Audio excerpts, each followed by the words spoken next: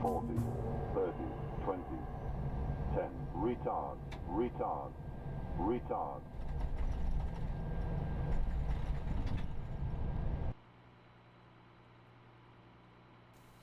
So, welcome back. Big hello to Manchester. Servus, wie geht's dir? Hope all is good. Bernhard, hey. Bernhard, hello. And Bob, welcome back. Paul, hello to you as well. Wilfried Jones, hello to you. And as GNP, or Asgnum, I don't know how you pronounce that. Hello from Kathmandu. Greetings to Kathmandu. So maybe you can confirm, is that the kind of weather you have right now? Some rain showers? Ja, mach das mal, Manchester. Wenn ihr Action brauchst, Manchester, then fly with us to Paro. Hey, Eagle Motion. Right, I'm already online, guys. Position 6, that's where I'm at. So feel free to join.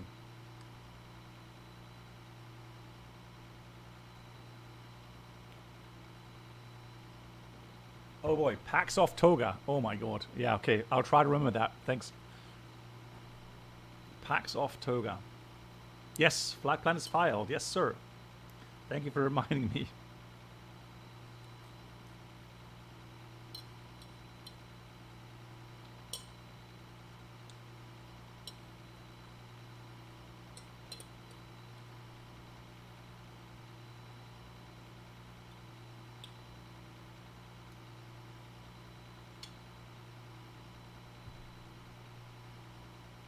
Brennan will be on VATSIM.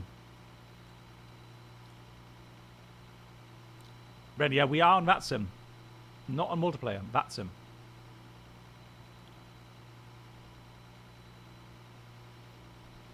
Don't worry, there's no control. Don't worry, there's no control here. Don't be afraid. Because VATSIM will be more stable. yeah, really. Come on, it's not that bad. Good, let's go. Atsu. Hey, Bernhard, nice. Yeah, I hope you enjoy it. I know it's not perfect yet. I know, and of course, there's some people coming in, real life pilots, especially, being really kind of criticizing the FENIX. I mean, it's fine. They are free to do that. And one of those is actually someone I ideally kind of idolize. He just knows so much about the Airbus, and so fantastic fella. And yes, he's heavily criticized the FENIX, which is fine by his standards. I fully understand him. It's just for me, I do try to enjoy the sim. I know it's not perfect, but I try to enjoy it, and I am enjoying it. Even though there are still some things to be worked on, or quite a few things to be worked on yet, but a lot of people will not even notice these things that are wrong and have to be fixed. Yeah, so one of the main criticisms that I would agree on is the engine model right now. So it's overpowered, and the fuel flow is off. So that's something they are working on. They're specifically said they are trying to work on the external engine model. Now Microsoft isn't happy about that, but I mean, if Asobo can't fix their stuff, well, you know.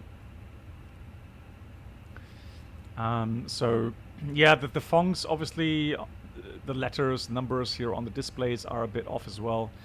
Some people dislike that. Again, I just try to you know, not get hung up on these kind of things. I kind of focus on different things, and again, I do really enjoy it. Yeah, you'll find that, Wilfried, that's one thing I've not done engine failures really here in the FENIX yet, is because it does have a bit of your moment, but not realistic, and also the engine power is just too much. So you can pitch up, 15 degrees, and the aircraft will continue flying normally, which isn't the case in the real aircraft.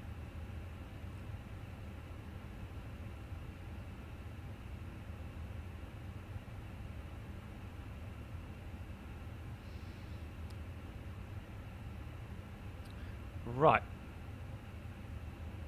So let's go here. I'm going to do the boarding a bit quicker.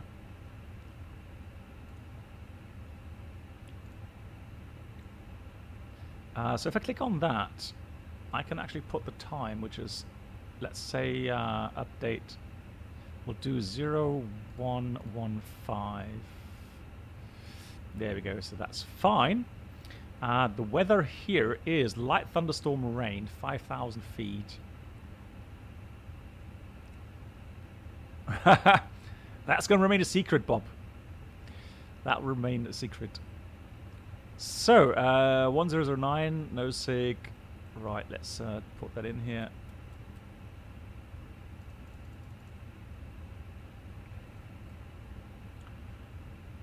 Good. I think that was like 13,000 or something. Look out the left window. Hang on. Ah, there we are. Look. Is that one of you then, Reynolds? Are you using the FENIX, Brennald, or are you using the fly-by-wire? Just wondering because something's gone wrong with my model matching.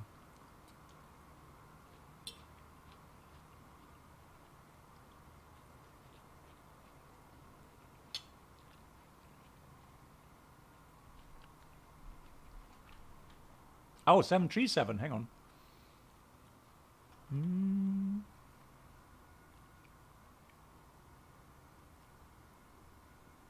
Papa 1. Where's Papa 1? Hold on.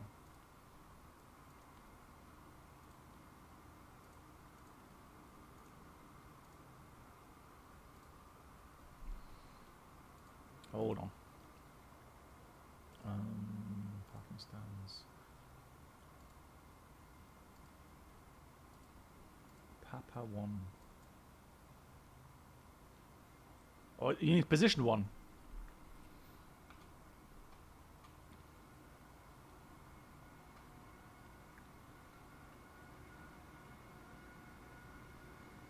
Hey, Kontrastzug.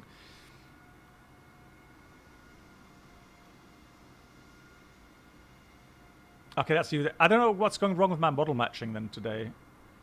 That is weird. Settings. I'm just going to check again. Hold on. Model matching. Advanced.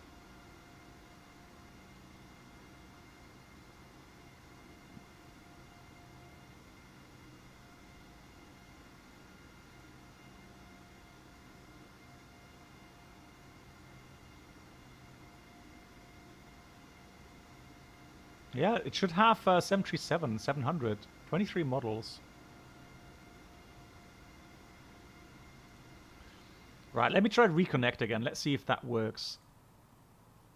So reconnecting. No, all it did was change the colors. Lol. Alright, that'll have to do. I don't know why it's not really model matching correctly, but there we go.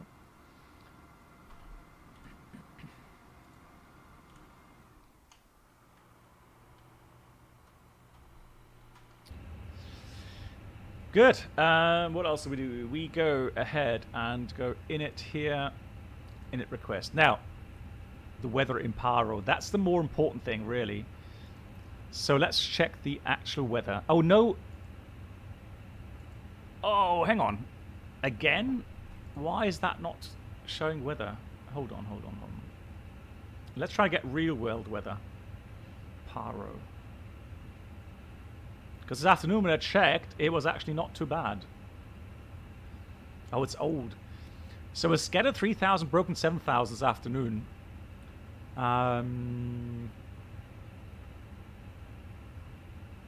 Okay, Bob, that's the reason then. Okay.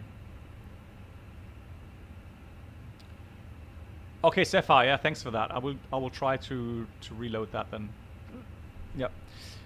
So yeah. Now my question is, what weather does Microsoft take?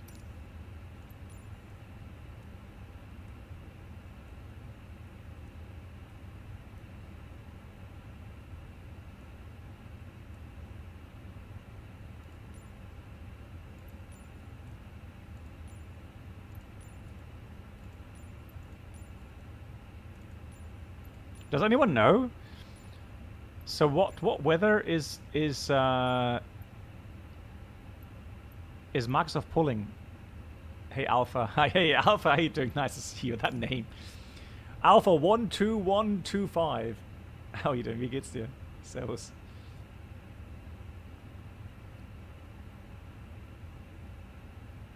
Okay, Bob, that's cool. And V55, nice to see you too. Okay, can you so as GNP or ASGNP, could you if you have a actual weather, I would highly appreciate that. If you could post that here. And Diego, hello to you. That would be really cool. Let's see what SimBrief gives me. Departure runway 02. Brennell, just let me check here. Yeah, Grüße nach Wien. 777. Monday first work flight. Oh no, so Alpha, I hope everything goes well, because it's so chaotic at the moment. I really hope your travels are all on time and without bigger issues. So right now, yeah, that's the latest weather, 11 Zulu, that's old. Scattered 3,000, broken 7,000, so maybe that'll be the weather. Right now, that's the weather here, no wind, 5 kilometers, light thunderstorm rain, and the QNH 1009. So Brennell was asking me about the departure route. I think it does make sense to go 02.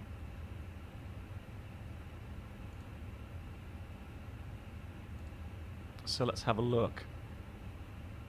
Ground charts, airport.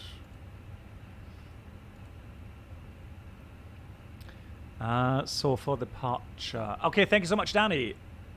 Oh, that's from Kathmandu. Yeah, I have that. And Paro, there we go. So Paro, yeah, that's the older weather, yeah. Yeah, I wonder if that's the one Microsoft takes. So for the departure, we should be flying. Oh, hold on. We should be flying the Igris departure. So let's have a look. Okay, so obviously if we fly this departure, one Charlie for example, it would be a circle over the field. But if you have enough, performance, you could go the 1 Delta, but the 1 Delta I would assume requires a lot of climb gradient.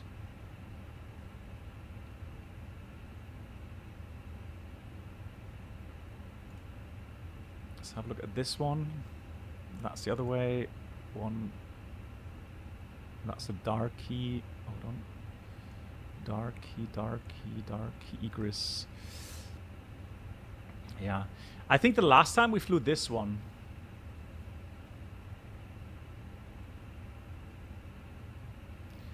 So you're doing the 1 Bravo, so you're doing this one there. Okay, so climb straight ahead, 2.5 Kathmandu, turn left and remain within 5 miles. And when passing, yeah, okay, we'll do that. So that way we can program a bit of stuff. And then direct to Kimti. Okay, we'll do that one then. Yeah, that circles the airport. Cool. Wind update. Oh yeah, and by the way, let me just post that on the Discord channel regarding the approach that we're doing into Paro. We'll try to do the visual approach because that's the only approach really that gets you down.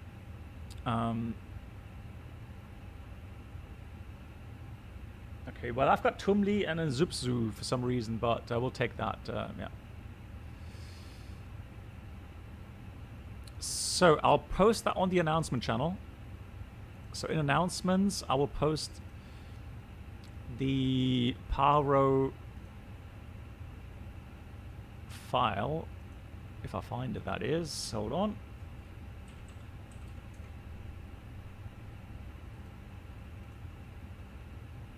There we go. So it's in the announcement channel on my Discord.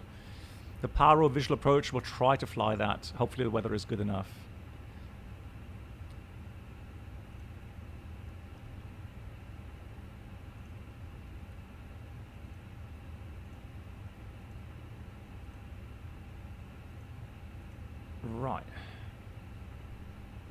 Hey Fred, how you doing? Good. So we are Bravo Tango November. So Bravo Tango November 3774. That's a real world number. Cosnex 8 will do level 3, I think it was 330. 330, yeah. 330, the temperature up there should be minus 33. And the ground temperature right now is plus 22. GG's, that is warm. So we are expecting 57.5, 0 fuel weight, and the fuel 6.8 roundabout. Oh, where's the fueler? Oh, I know why. My bad. I didn't start the process. So let's go, and we'll do that instant. Alex, not with you with Victor Echo Bravo. Okay, thanks for the infos. Much appreciated. My flight, mass and balance. Let's go and load the aircraft instant. Dismiss. So we've got 57.4, 30.6, all done. So the fuel is 6.8, 6.8, and the alternate fuel is. Well, actually, we go back to Kathmandu. If anything goes wrong, we just divert back. Kathmandu is my option. So 2.1. Yeah, a bit of extra there. To return. Danny, seriously. Oh, God. You got parking brake, don't you? So 02 with the Egret 1 Bravo. Oh, darn. No.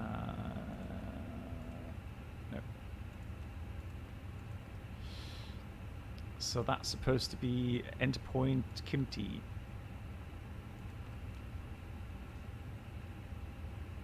You have your parachute, Bob? That's excellent. What can possibly go wrong now? So all I'm going to do is I'm going to program in runway 15 and the approach via. There's no via. So what I'll do is after Subsu, we'll go direct to Paro, Papa Romeo Oscar Pro VOR. We enter the holding there.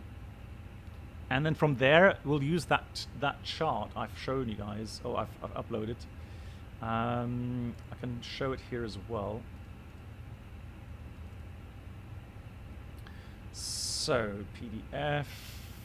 What's that showing? It's a bit small there. Let's do that. Fantastic. So, so we're gonna hold at Paro, and then we'll see who's first, second, third, and so on. No. The thing is this, so we're going to try to do the visual. The problem with this is the thing. So we don't have access to proper approach charts. So, I mean, approach charts actually make sense.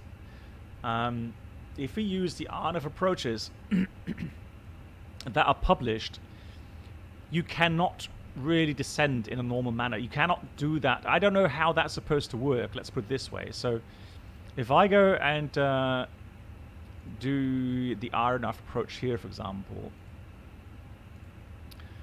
It doesn't matter which one we choose. Let's choose this one. When you do your final descent, it's 13,800 feet.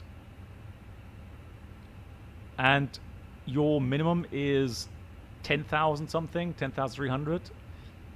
The airport elevation is 7,300. You're 6,000 feet above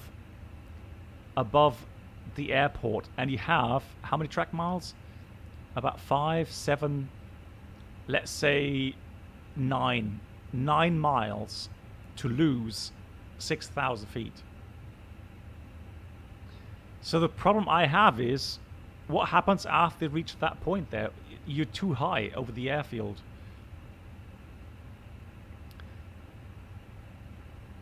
Yeah, so literally what you would have to do is go down on this path, and then if you get visual, you would dive down. But I don't know, that just does not make sense to me. So I have a feeling that the professionals, the airlines, do something different. They have some other procedure that are not published for us. So what I would suggest, assuming of course that the weather is good enough. Hey King Creed, how are you doing? We'll try to do that visual out of Paro. I think that that's a lot of fun. And so the VUR is at 13.5. And then we go and fly that visual pattern. That's a good challenge.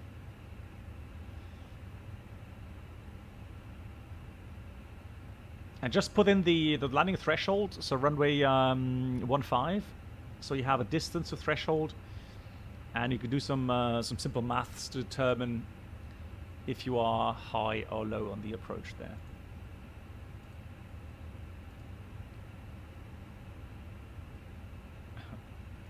I'm doing good, thanks for asking. Just came back for a little holiday. Really nice. Good. Okay, so we've cleared that up. That's good. So init A page, init B page, flight plan, RATNAV for departure. Yeah, Kathmandu. Definitely. And there's a couple of things I want to put in here. So first of all, we've got a radial that we need to follow. So if we go to Kathmandu,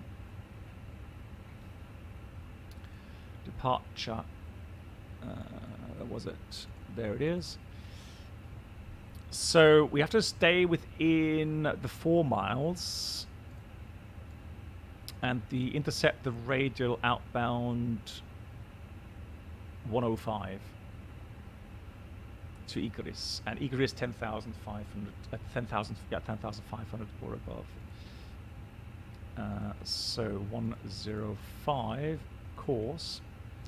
And then I want to do a fix info.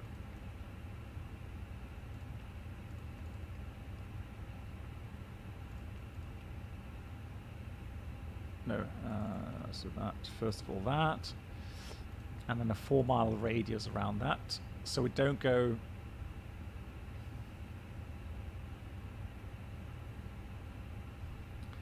we went to Mecklenburgischen Seenplatte for 3 days, got hiking there with beautiful weather, and then we did 2 days in Potsdam.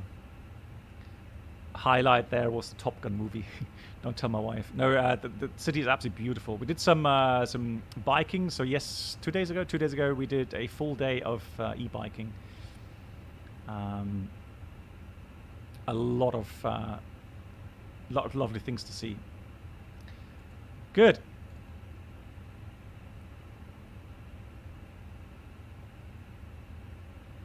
So, straight ahead, 2.5 miles, turn left, remain with, 5 miles actually.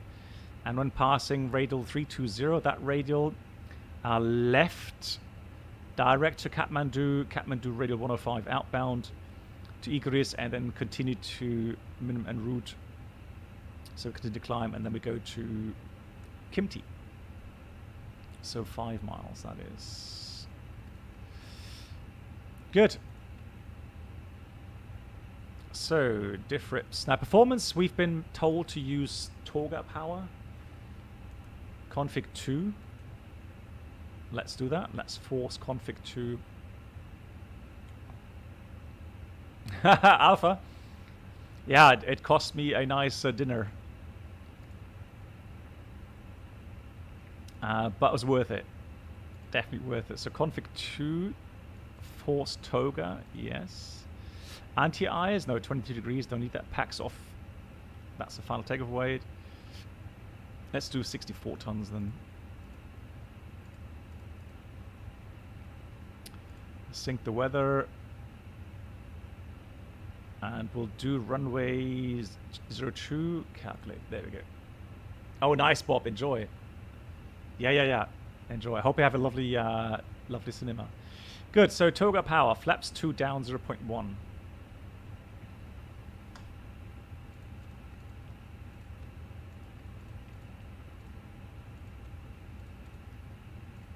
This should be interesting. Toggle power, flaps 2 and down 0.1. There we go. Okay, so engine acceleration will do about 5.9 is fine. And I'll use NADP 1, shall we? So 5.9. And for the acceleration, we'll use 7.4. There we go. So if anything goes wrong, we'll return. And we'll do the... What?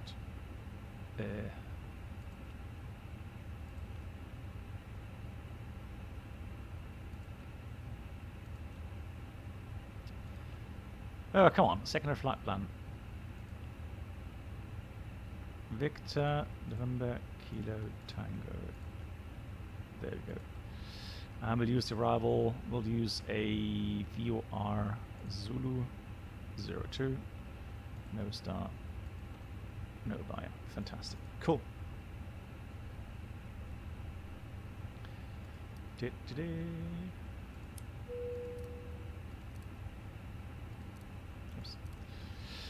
Good, good, good. Right, so departure route, Kimti, Ingrid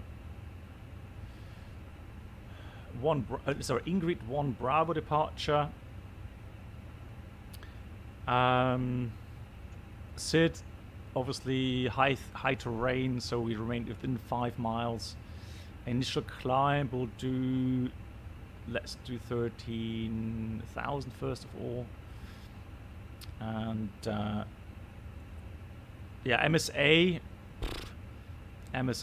is high, very high. Yeah, Bren, I'll get to your question in a minute. So to the north, it's 21,100, west 10,500, south 11,600. So high terrain, definitely a threat. Weather, thunderstorms, wind shear. We're using toga power. Climb up quickly as we can. In case of engine failure, we'll pretty much do the same. We'll stay within 5 miles, circle to climb. And then once we've reached no safe altitudes, then we'll start a radar vectored approach 02. Not pretty though, not pretty, I have to admit.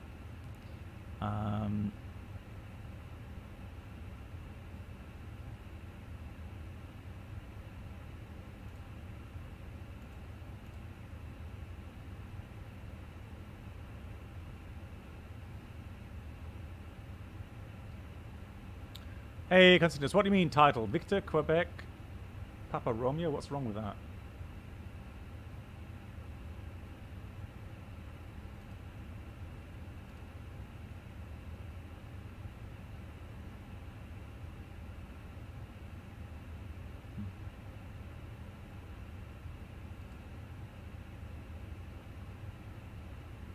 Hey, Matt House, how you doing? Good. So MSA is covered. Extra fuel, we got about, I would say, yeah, about 35 minutes extra fuel. Return to Kathmandu if thing goes wrong. Taxi out is as follows.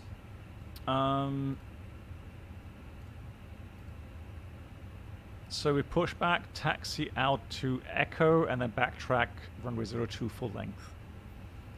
Hotspots, can't see any here. AOSID, already briefed. So the initial altitude would be, so circling up very high there. And we would need to be starting from there. 554, that's 7,500 mandatory. So that's how high we've got to climb. And then we do the approach here. Brenold, I'm just wondering, Brenold, if you have the time, shall we return as well back to Kathmandu later on and do this approach? Because that approach looks fantastic as well. I'm intrigued. Good. Return operations done. Threats, high terrain, thunderstorms, wet runway, toga power, flaps 2. Climb up as fast as we can. Danny's in. Okay, fantastic. Yes, please. All right, there we go. Cool. All right, so return flight as well. Good. Before start checklist prep completed, we've got the signs on and auto. Fuel quantity 6,800 kilograms, or sorry, 6,780 kilograms. Altimeters 1009, 4,380. Below the line windows, doors closed. Closed. Well, actually, why are those doors not closed yet? Atsu. AFC menu. Received messages. Accept. So that's 57.4. And the CG is 30.6.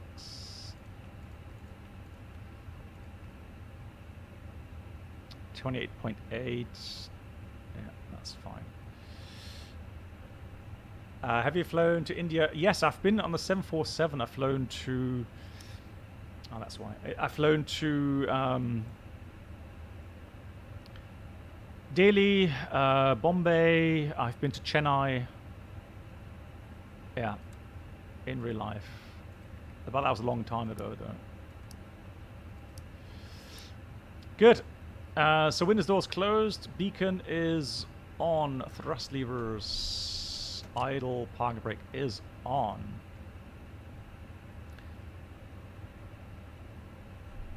Kathmandu traffic. I think it's Bhutan Airways 3774 stand 6 pushing back.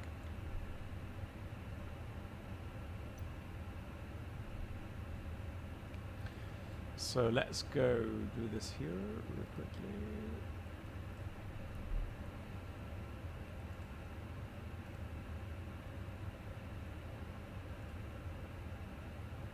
Ground services.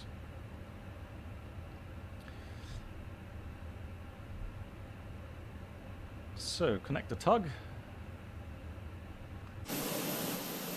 Wow, that is busy. Look at all the aircraft. 1, 2, 3, 4, 5. Another one there. Oh my god. Okay, that's going to be busy.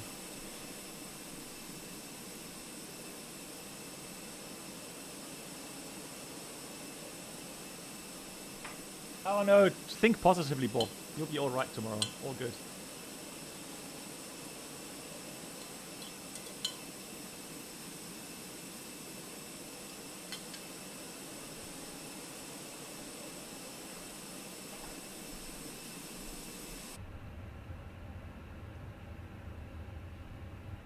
Okay, brakes released.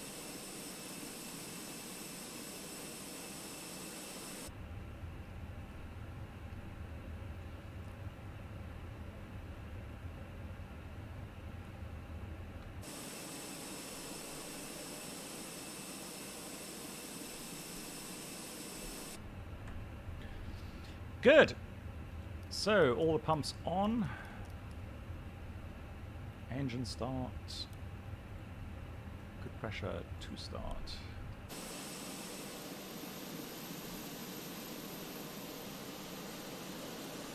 Oh, there's the aircraft taxiing out already. GG.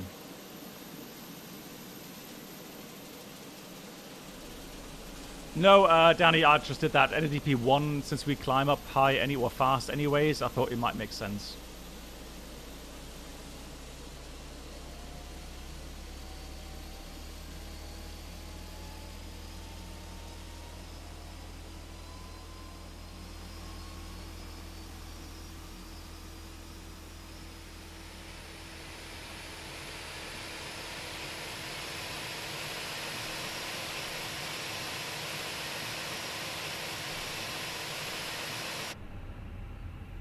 Start valve is closed. Starting engine 1.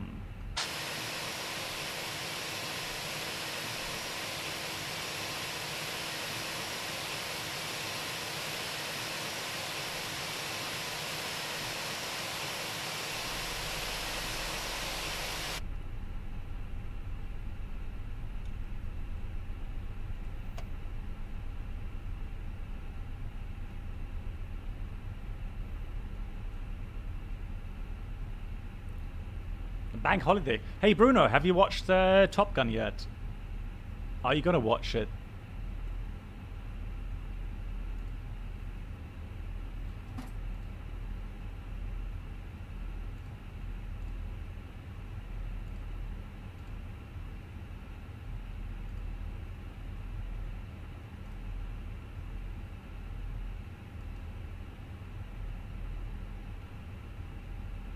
No? What do you mean?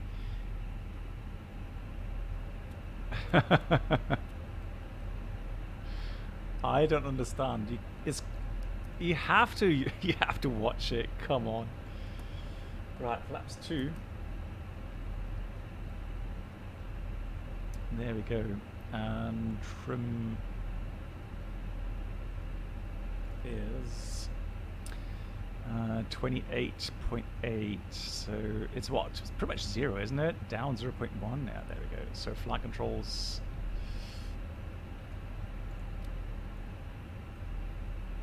Up, down. Alpha, yeah, you're right. You would. Neutral left. Right. After start checklist. Anti-eye is not required as off. Status is checked. Trim 28.8% set 0. Let's go. Paro, Kathmandu traffic, Bhutan 3774 is taxiing active. Holding point, Echo, runway 02.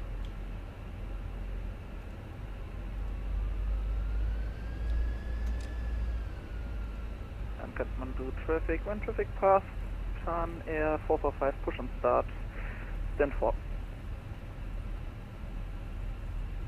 Brake check. Brakes are working. Right, we've got some questions coming in. Hold on. Brenold, yeah, so if you go to your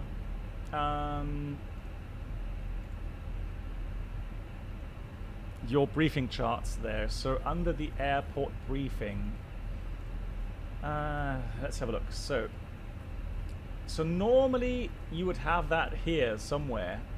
Here for Kathmandu you don't, I'm afraid. Normally you would find it somewhere in the airport infos. But yeah, there's no infos here. But to be honest, I don't think here you should be doing a intersection takeoff. I think you should use full length with the backtrack. Simply because you need every meter that you can get. My opinion, but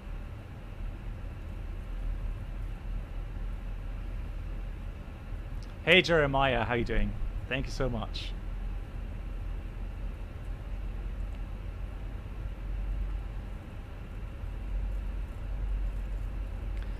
So that should be Delta, and we continue all the way down to Echo, and then we wait for a runway check, make sure that runway is clear. Kathmandu study 490 Airbus A320 for runway 20, expect to be on final for runway 20 in 5 minutes. In 5 minutes? Are you kidding? What? Okay, airbound inbound, aircraft inbound, Kathmandu, runway 20. Can you say again the ETA? I think 5 minutes to be on final. Okay, so in 5 minutes you will be on final. Okay, in this case, I will line up and depart max rate of climb, runway 02 in Kathmandu. So, good thing you called in. We'll do a very quick lineup and backtrack. T-cars are on. Just make sure there's both sides clear. Hang on. Kathmandu traffic, Bhutan 3774 lining up, backtracking runway 02 in Kathmandu. Quick backtrack. Hey Alex, how you doing? Before takeoff checklist, flight controls checked. Flap setting, config 2. Speeds flex 121, 135, 135. Torga power. And Eco memo takeoff no blue. Below the line, we'll do a runway check at the end. The packs will be off. Now, guys, you're going to have to remind me, guys, that I need to switch on the packs after takeoff. So once the flaps are retracted, we need to switch on the packs. No, actually, disregard. No, when we go to climb power, disregard. Climb power, then we go to packs on. Oh, it's been such a long time. I've not used packs off takeoff for ages.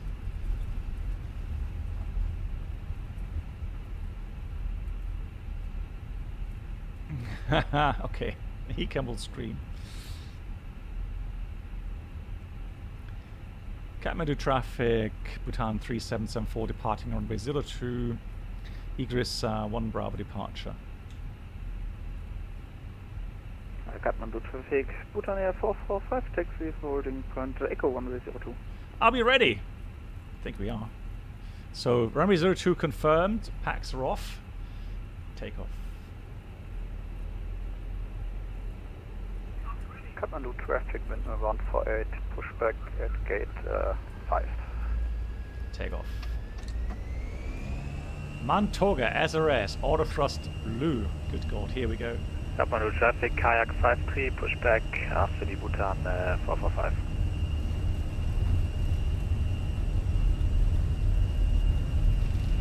But the acceleration isn't as strong as you would expect. But still 100 knots. V1. Rotate.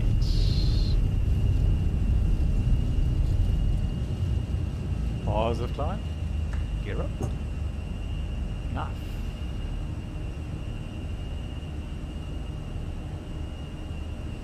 Right, I'm going to use autopilot on just for workload reduction. And again, we have to maintain or stay within 5 miles here. Was it really? Oh god, I didn't see that. Thank God for that. So we go to thrust climb. So SRS climb blue, auto thrust.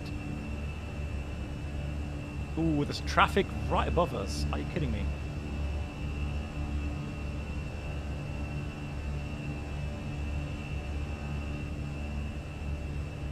He's behind me.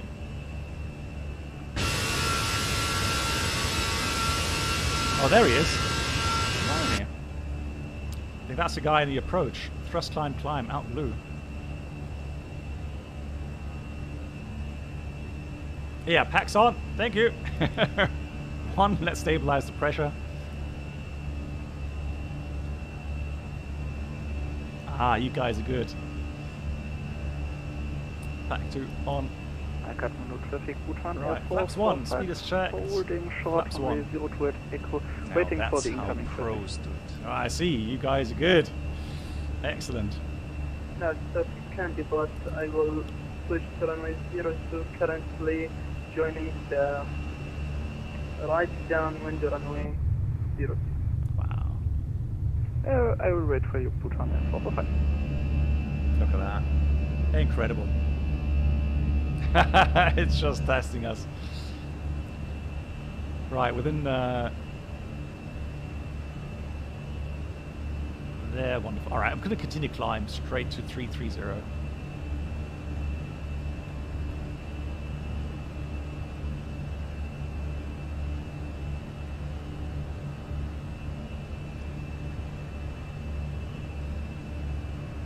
Ah, that was you already airborne, Brynald. Ah, I get it.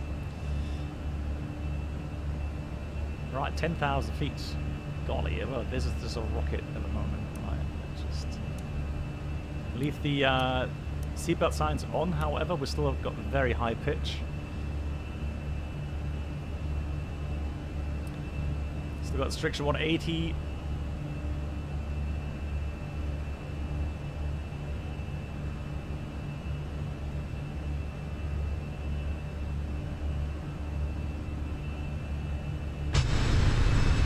Bhutan Air 61, pushing back on the northbound track.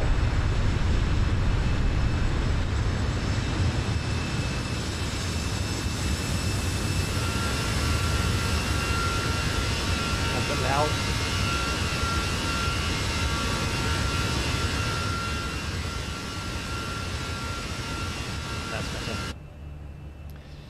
So now accelerating. Actually, I should be on.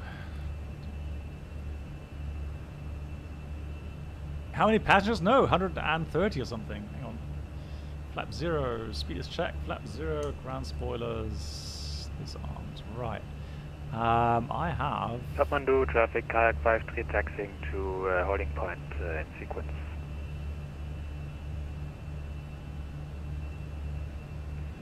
Kathmandu traffic, wind 15, following the boat. 137. Holding point 102. What does raw data mean? It means that you fly with very basic indications. So you don't use flight directors, and you navigate according to needles, really. So the ILS, for example, you would just look at your glide slope localizer deviations and just go from there and fly without flight directors. That's pretty much what people call raw data.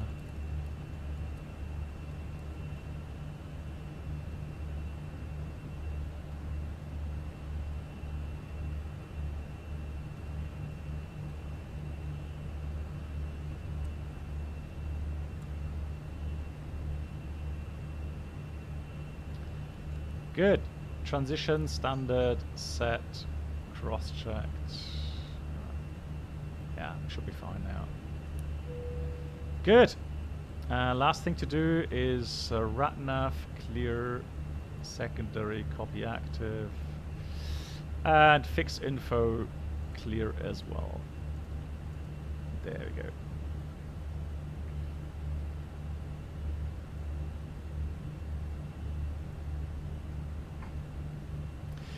Since we are going to do the return flight as well. Final runway to correction 0. And Kathmandu traffic, behind landing traffic, Bhutan F445, line up and take track 02. Emiliano, no worries. Pleasure.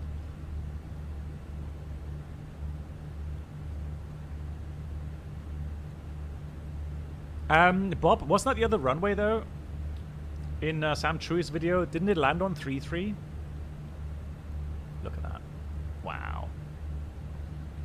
That looks almost real.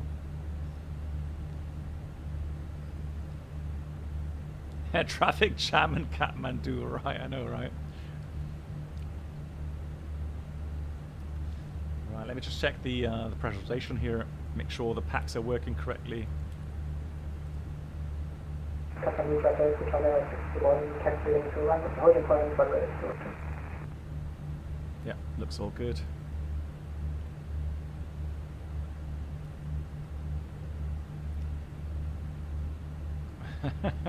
Hey, fly wire for the wind hiding.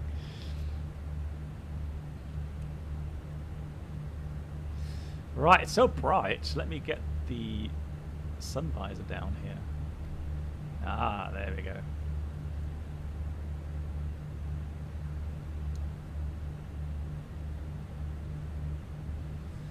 So, en route, right now, we've got high terrain. Now the grids, this is something absolutely crazy. Grids, 31,100. So if you go off the route, the routing itself is 170 if you're on the airway, Kimti to Tumli. But yeah, it's going to be crazy regarding the minimums.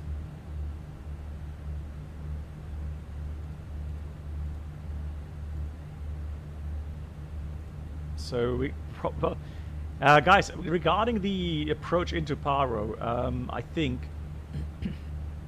the missed approach will be spicy.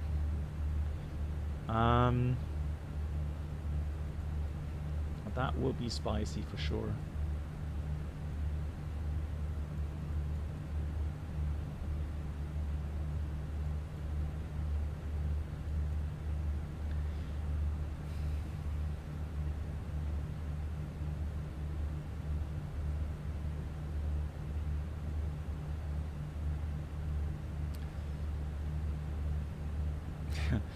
Right, well, regarding the approach, now I know you guys are referring to the RP approach. We're not going to do that because, again, it's an approach which requires what 6%, sorry, 6 degree down or something. No, so what we're trying to do is the visual approach.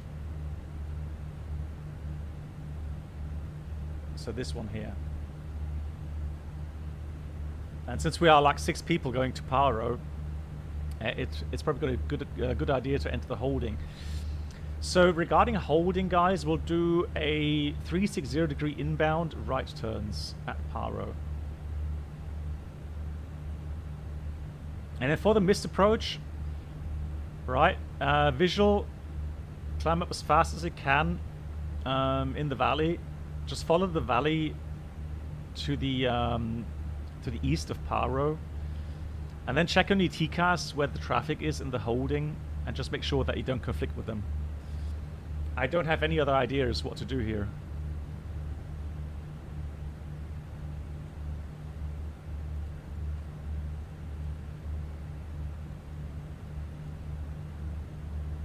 It's very interesting kind of the way. That's very actually well done.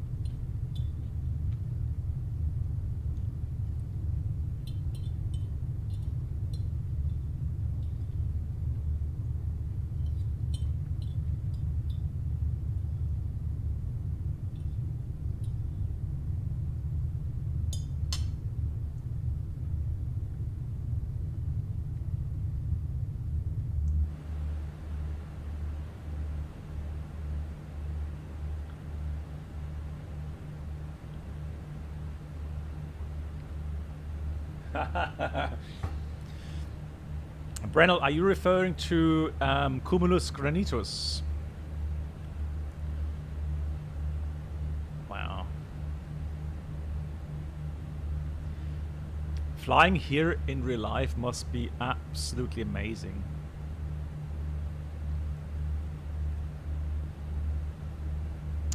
FS Realistic Pro version 2 will be released to try. I hear conflict. I don't know yet, Bob. I need to check that.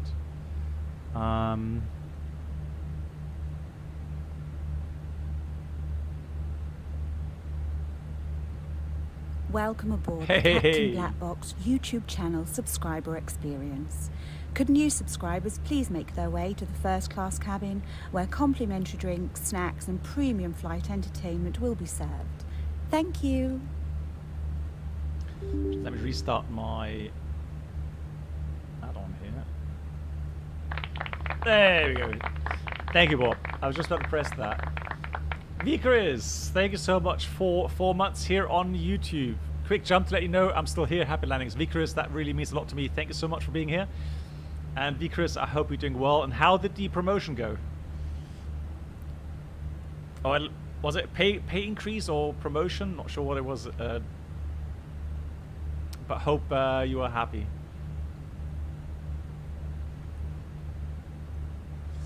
After takeoff, there's transition during which you have to maintain back pressure in order to follow. So Kim, what you're referring to is the transition from ground to flight mode. It's a gradual transition. It's not. So the FENIX at the moment doesn't do that correctly. I'll give you a little tip. Have a look next time you fly the fly-by-wire. If you fly the fly-by-wire, have a look what the fly-by-wire mod does. The last time I checked, after liftoff, it went from, let's say, 0 trim to up 8 units in a matter of 1 second. And so that way, it simulated extreme nose-up trim, so you could let go of the stick and it would maintain that pitch. So that's kind of a cheat to try to overcome the really bad really, really bad Microsoft simulation of the A320 fly-by-wire system. Yeah, so in the real aircraft, there's a transition where you have direct stick to elevator input, transitioning then to the flight mode, so normal law flight mode, the auto trim setting in, and the augmentation setting in, and it's a transition within 5 seconds, yes, but it's a gradual transition. And I think it starts when it's plus more than 8 degrees pitch.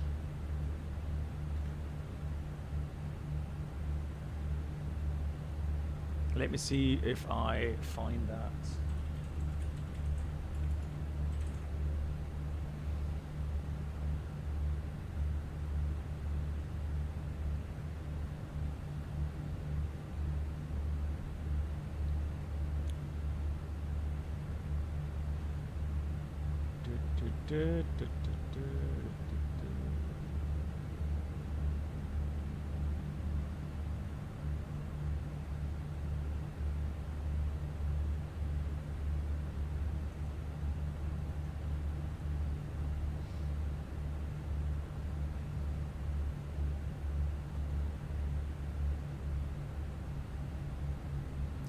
Right, outstar 330.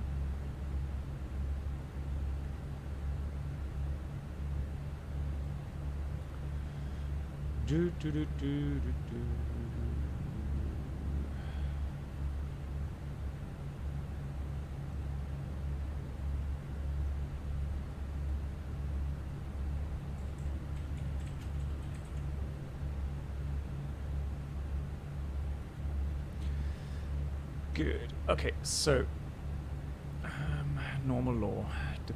It's so difficult to find these infos somehow.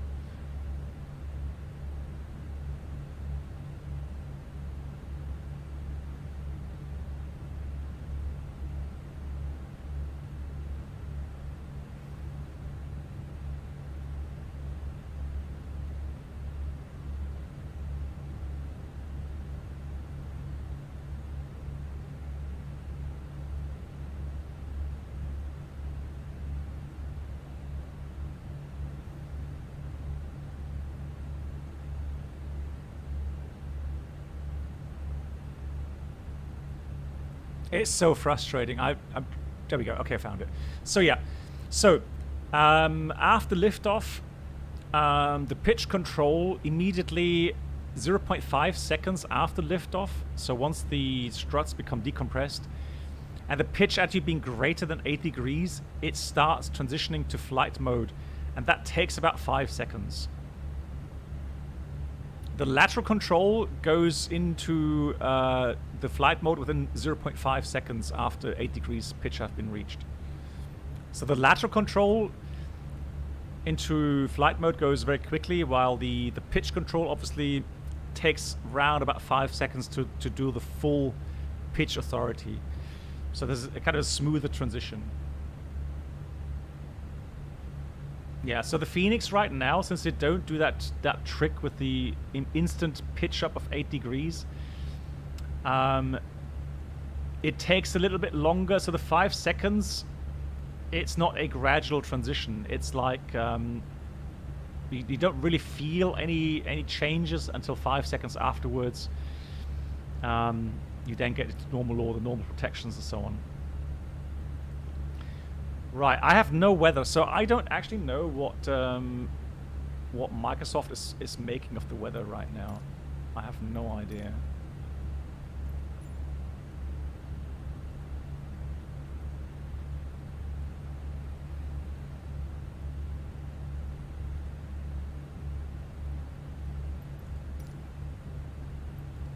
Yeah, Kim, pleasure. So,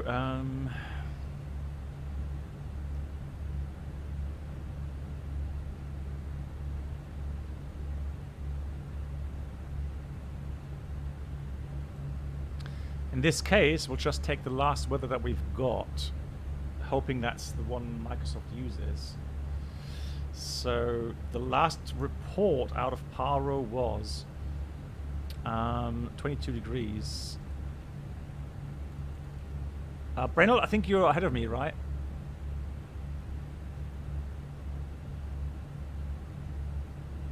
The Meteo Blue weather model. Do we get infos though? So why is there a way I can see what Microsoft is using?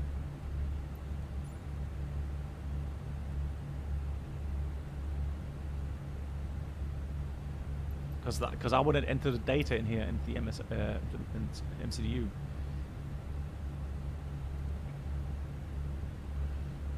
So in the Kalme.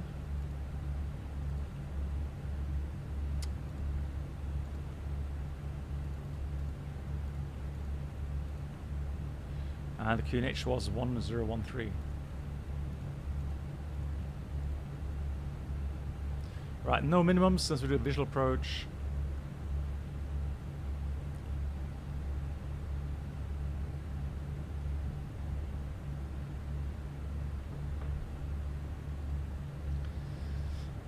Yeah, and let's hope that we see the terrain at Paro VR. If not, we're in trouble.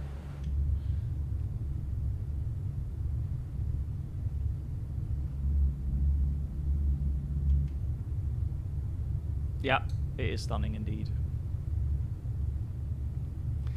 VChris, hang on, let me just see what you replied. Pay increase, but that was inflation, always good. Okay, good to hear. VChris, yeah, so stay safe. Thanks for checking in today. Take care.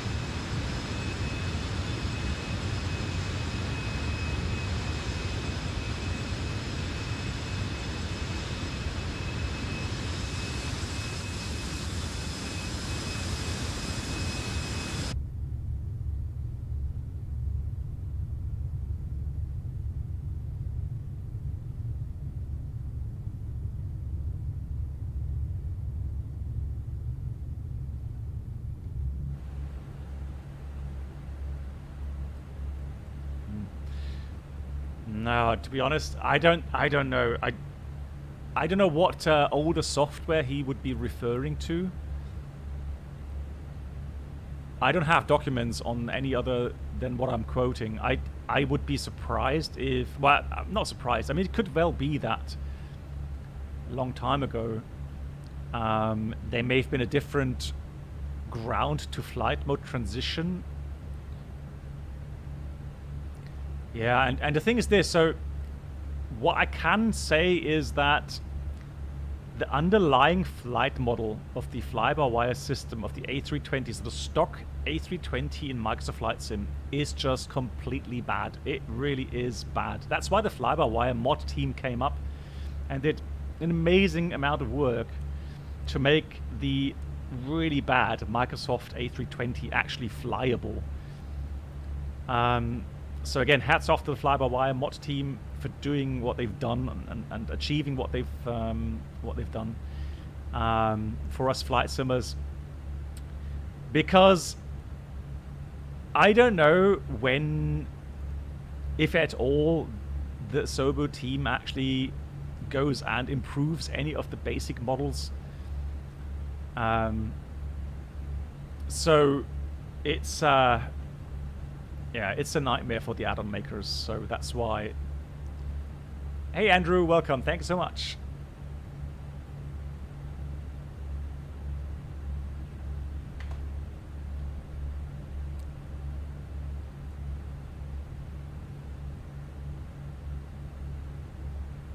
Okay.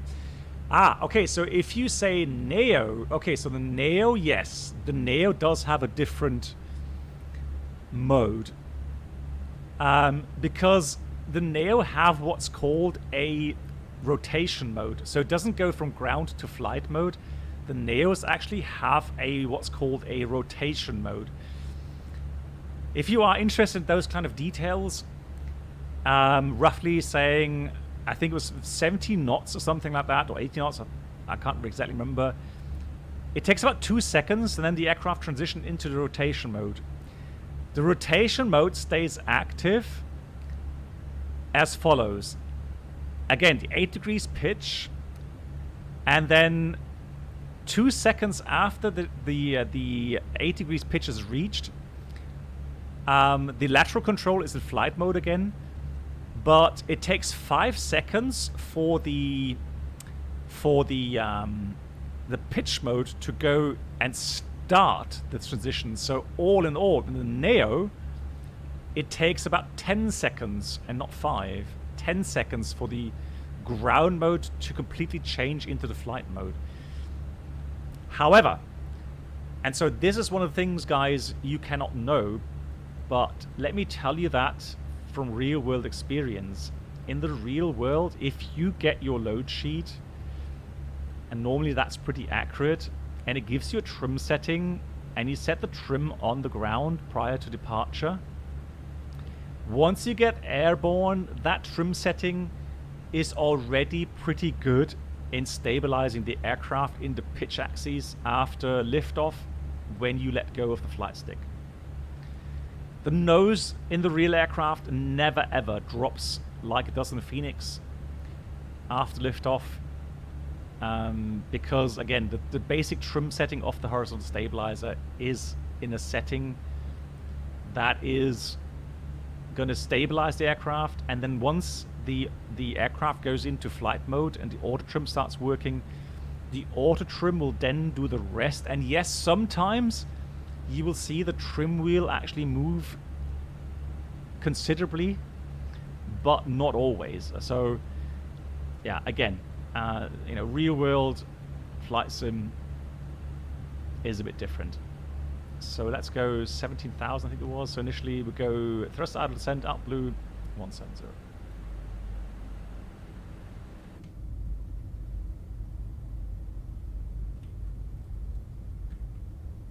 Yeah.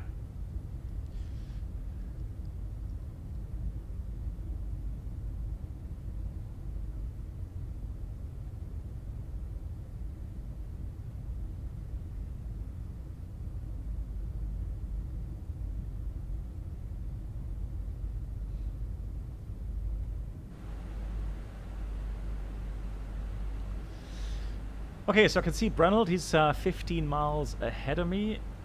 Let's put that to below. Terrain mode is on.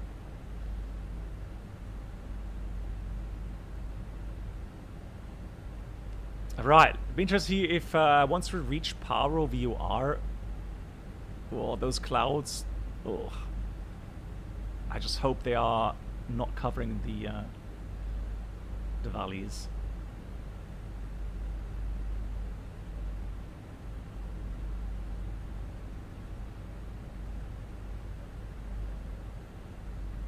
No, Diego, Airbus clearly says that in a crosswind condition, you just use the rudder pedals to keep the aircraft pointed in the runway heading, runway track. You do not use any, like on a 737 you mean, like, no, you do not use any side stick input for roll control on the ground, because you want to avoid the spoilers to come up, and that would create drag, so your whole performance calculation would go out the window. So that's definitely not required. And Airbus even says that even in rotation, there shouldn't be any need to apply roll input. However, I actually use a little bit when I do the rotation, just to be ready for any wind gust, especially when it's gusty wind, just so that I'm ready to counteract any tendency for the aircraft to lift the wing.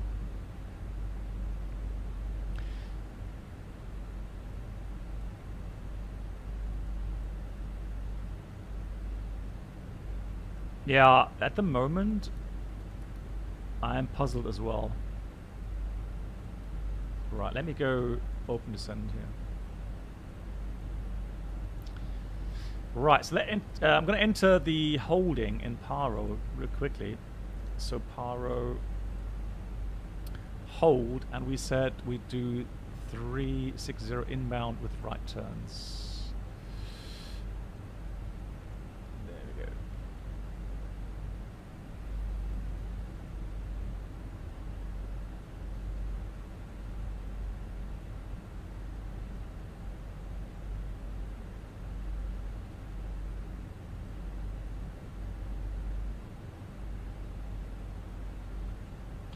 Yeah, Diego, pleasure.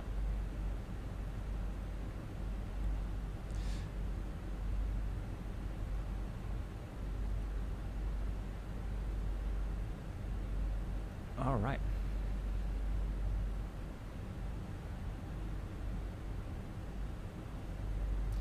Yeah, that's the thing. I keep forgetting that the FENIX actually simulates that peak mode. Yeah, I know. I guess, Bruno, did you know any reason for that? Why they're doing that? Is it because to save some performance or something? I see a little peak there. That's about it. Right. Looking at some more terrain. Hey, Sim Caesar, how are you doing? Nice to see you. Hope you're doing well.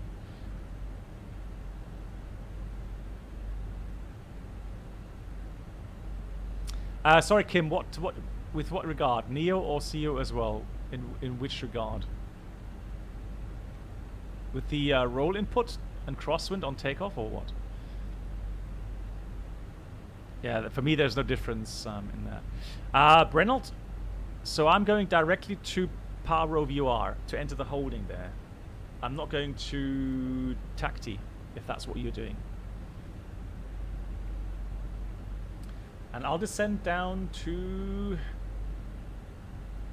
13.5. So I'll go 14,000 initially.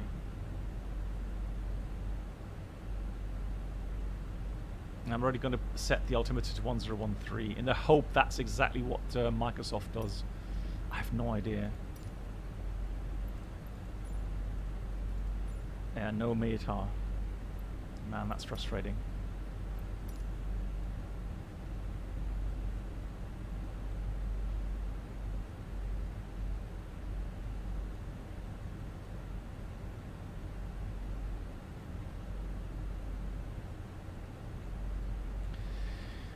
Oh, keep my fingers crossed that will be visual. Cool. Right, auto brakes. So let me quickly check the charts here. So the runway width, that's something I'm going to check regarding 180 on the runway. So it's only 30 meters wide. That does not really help. So we're going to have to taxi down and then turn around. So backtrack will take a while. Guys, take this into consideration. Hey, Coffee Carla, you know what? You're right. I can cheat with B. Thank you much for that. Actually, Coffee Carla, that's a really good tip. And I hope you're doing good. Right, so, yeah. I'm not going to risk a turn. So we land. We've got 2,265. And out of pure interest, let me just see if we can actually get performance values here. So let's do 1.5. Runway's dry. No METAR available, so I'll just do that. Temperature was it 22? No. Yeah, it was 22.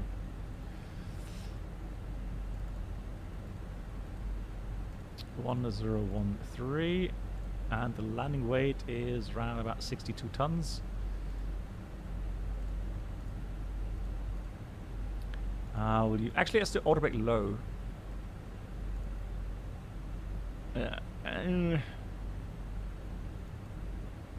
Medium, yeah, let's take medium.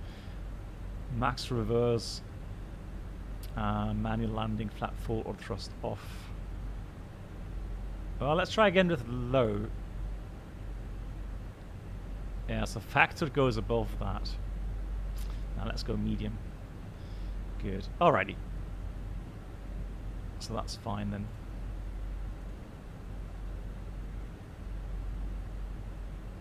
How to save Ed Force 5? Well, what I do is, so if you have your options and the camera viewpoints, you can save yourself. So left control, left alt, and then the key number that you want to save, and then you can actually map these keys to your peripherals.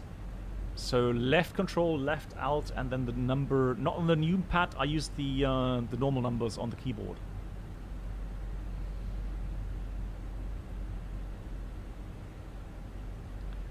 Good. We are approaching Paro VOR, and I'm going to put progress Victor Quebec Papa Romeo 15. There we go. We'll do the same over here. Yeah, very welcome. Hope that works. Romeo 15. Good. Right, at least we see something there. Ooh. There's Brennald. I think we should be alright. I think those clouds, yeah, you can see through them, so they should be alright. Hang on, what's this?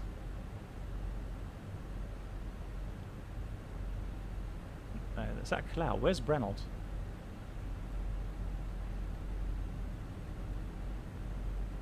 No, he's there. He's below me there. Alright, so... right, that's the valley leading into Paro. Paro is... there, that's the airport, that's the runway.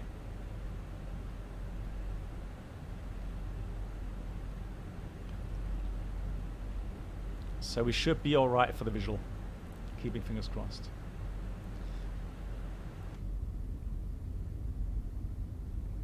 And we should slow down a bit as well now. For the holding, yeah, set hold speed. You are correct. Let's do 215 or something.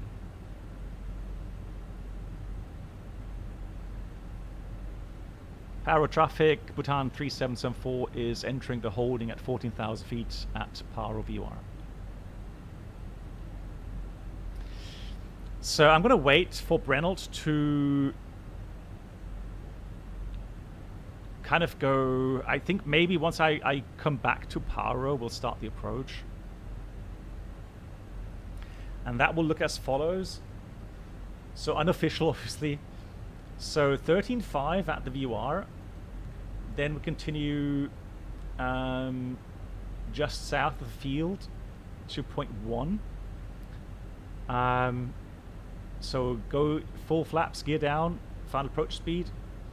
There we want to be at 12,500, and then we go down to 10.5 on this leg until we hit that little valley there. Then we turn, look for the stream, and descend down to 8.5, and then just follow the stream to the temple, and just judge our distance and height. Actually, we can see the distance on the progress page, and so just, you know, kind of judge the height we should have. Ahead. Terrain ahead. Terrain ahead. Terrain ahead. Terrain Pull ahead. up. I'm surprised. Terrain ahead. I would have expected that to work, Terrain that holding. ahead. Pull up. Right, I'm not doing a full procedure here, just pulling up. I know Terrain normally ahead. would do the normal pull-up procedure. Terrain ahead. Pull up. All good. Terrain ahead. Pull up. Terrain ahead. I was pretty Pull sure up. that last time we did the holding here, Terrain ahead. Pull. that actually worked. I'm surprised.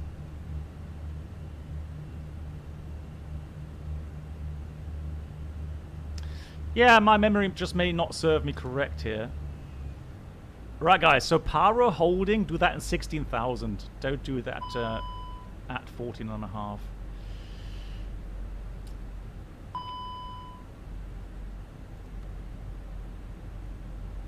Good, so Brennelt is far enough ahead. I'll do the visual approach out of Paro now.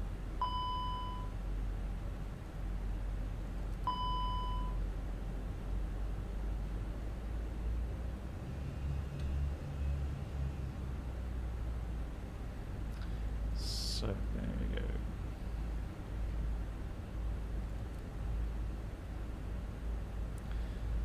There's Brennelt 15 miles ahead. That should be fine. Then what I'll do now is I'll take out the Paro VR. So now I've got the final fix here.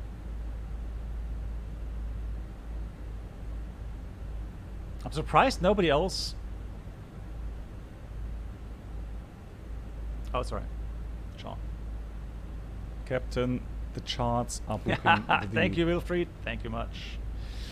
Right, there we go.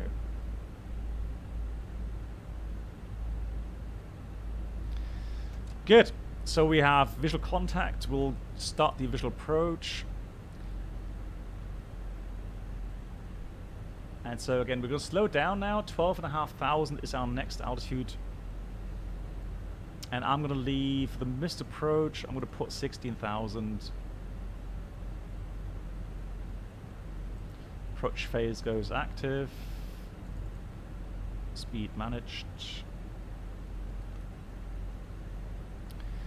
And then off we go.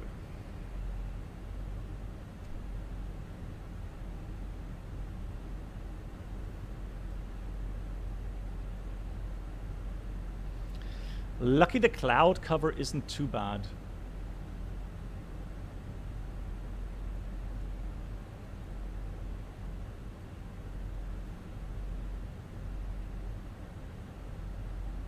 Just waiting for the flaps 1. There we go, flaps 1, speed is check, flaps 1. Just gonna slow down here. So Brennelt should be turning base any moment now. That looks alright.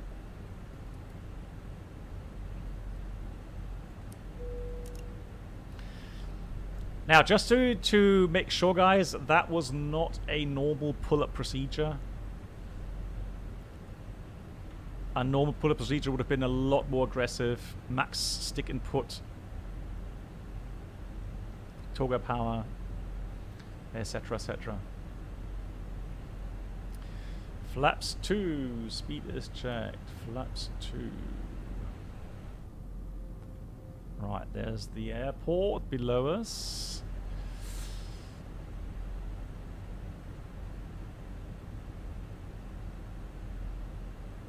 Alright, could just barely make out the terrain. I mean, I don't think you would do that in real life, but hey, it's a group flight today. Good. So we're going to descend now to 10.5. Gears coming down.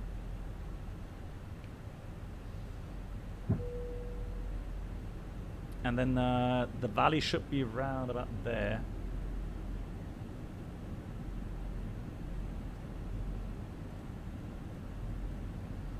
And there we go. There's Brennelt. Right, flaps 3.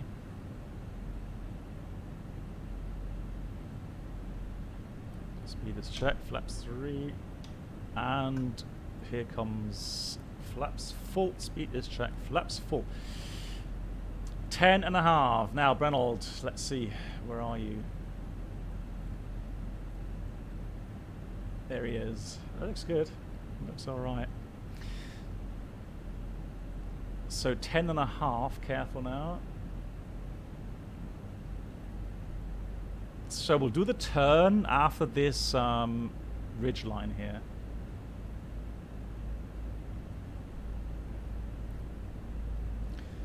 And landing checklist, economic landing, no blue. And so that gives me the distance. And the elevation of Paro was 7,400 feet.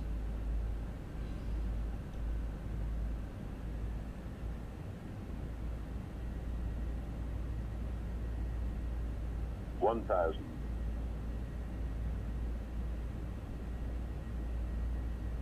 Right, here comes the turn, down to 8.5.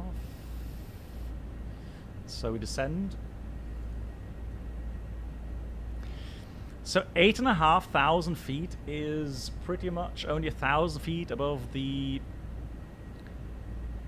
airport. So 30-degree bank. That's why it's so important that you have your final approach speed, just so that you don't hit the mountains on the other side. So currently 5 miles away from the field, so I am looking all right. There's the stream we're looking for. Paro traffic, Bhutan 3774 is turning final 5 miles out in Paro.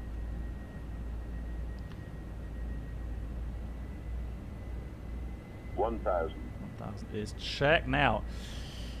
Careful with the descent rate. Obviously not that much. 4.5 miles. Yeah, we need to keep coming down. Here's the stream. Looking for the temple.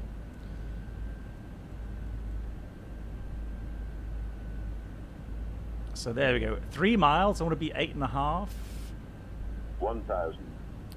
Is checked again. Careful descent rate. There's the temple.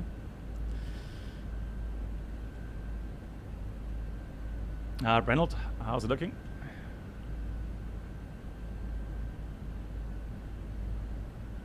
I hope Reynolds is quick enough to get off the runway. So 2 miles, I want to be around about 8,000.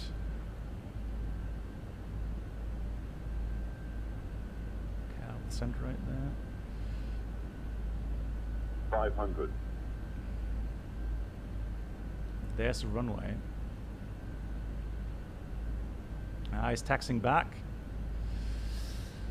Good. 500. So we want to hug that mountainside there, and then there we go. It's just vacating the runway. There we go.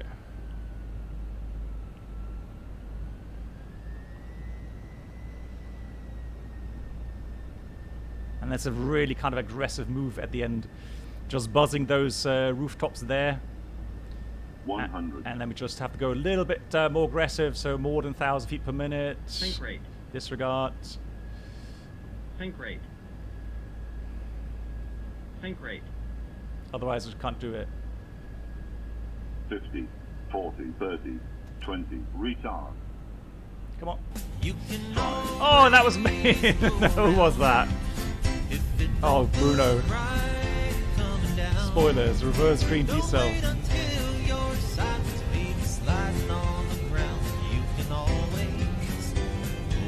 What a timing.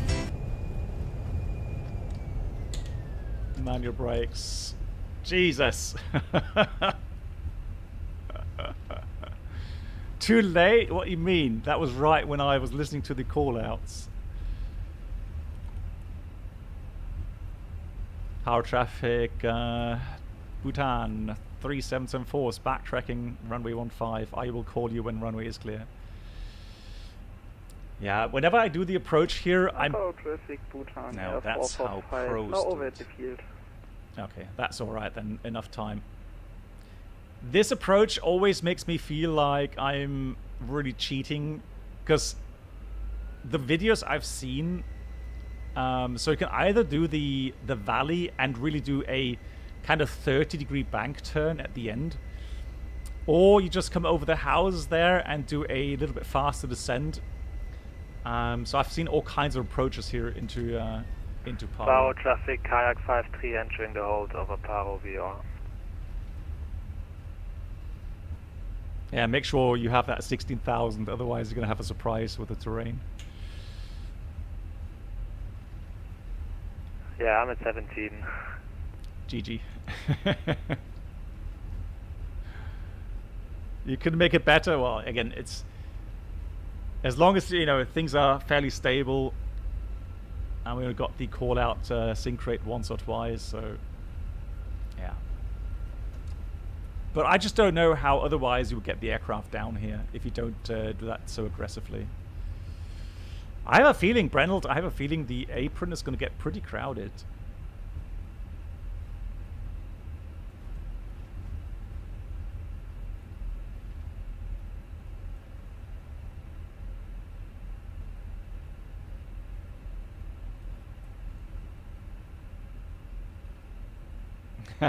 Voyager.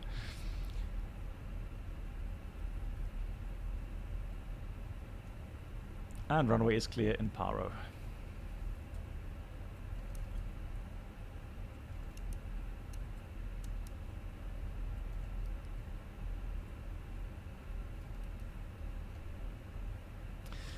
Let me park next to Brennelt there.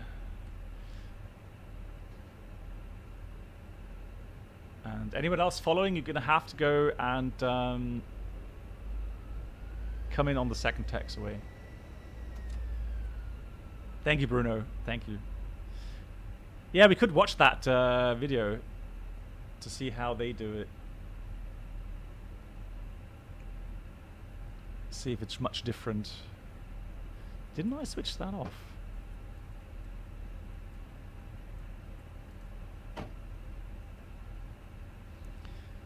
Right, APU is starting. I can go there.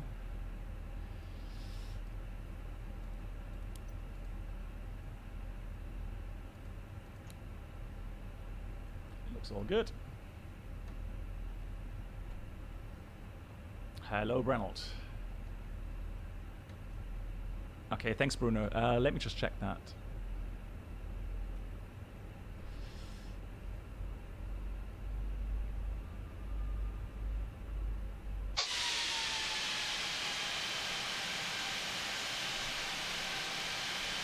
Paro traffic, Bhutan Air 445, now have descent inside.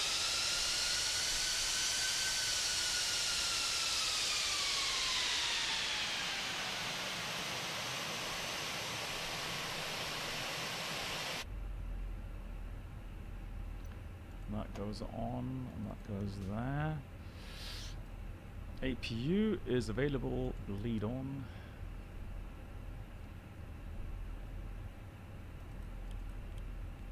Hey Aldabico, buenas noches. How are you doing? Paro traffic, windmill 15, entering the hold at Paro, we are at flight level 180. Excellent. Brakes hot. Yeah, alright. There you go. Buenas noches, comandante. How are you doing, Aldabico? How's life? Yeah, it's Paro, exactly. So let me go and get some stairs. My flight, ground services. Let's go. Doors, 1, 2, stairs. And cargo. Oh, there's someone coming to land. Yes, yes, yes, yes, yes.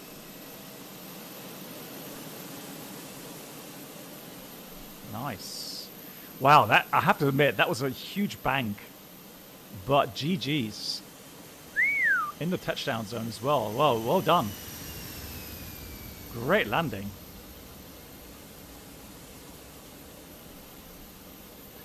Diego, I would not be surprised if that's the case.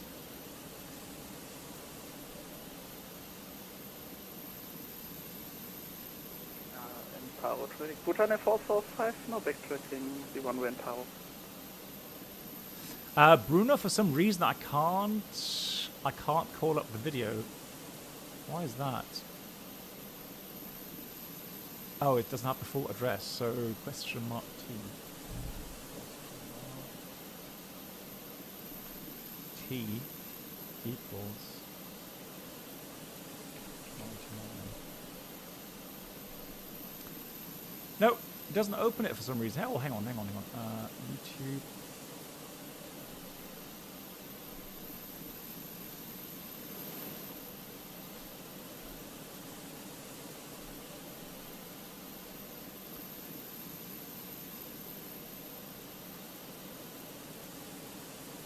Paro traffic, Bhutan Air 445 vacated the one-way. Excellent.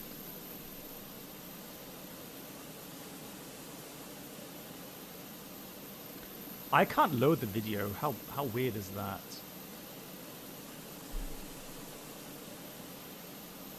Okay, now I can. Hold on. Yep. Got it. So Paro traffic, windmill 15, descending to level 160 in...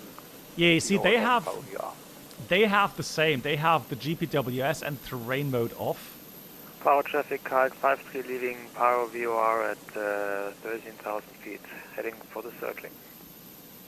So there they go in for the... What's the altitude? Can't see, can't read that.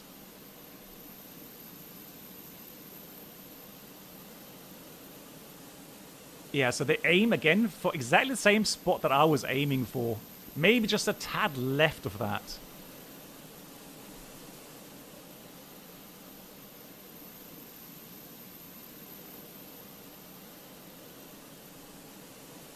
Okay guys, I'll show the video. I hope I'm not getting in trouble for doing that, but I'm going to show the video here on the stream. Just give me a second, please. Right, there it is. So there's links on my Discord again. Hold on.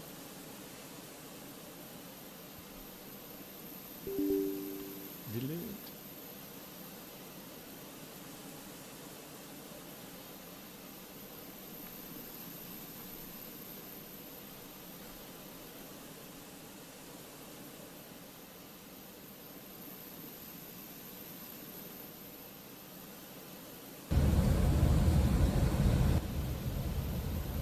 Right, before the next... hold on.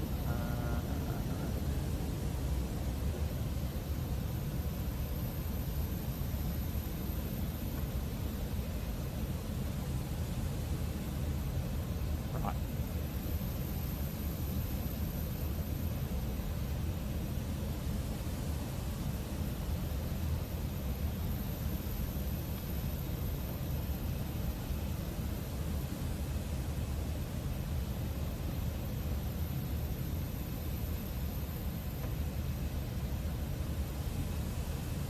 Yeah, so they're coming in now in the valley. So you just saw the same lines they drew. That's that center fix and then the runway.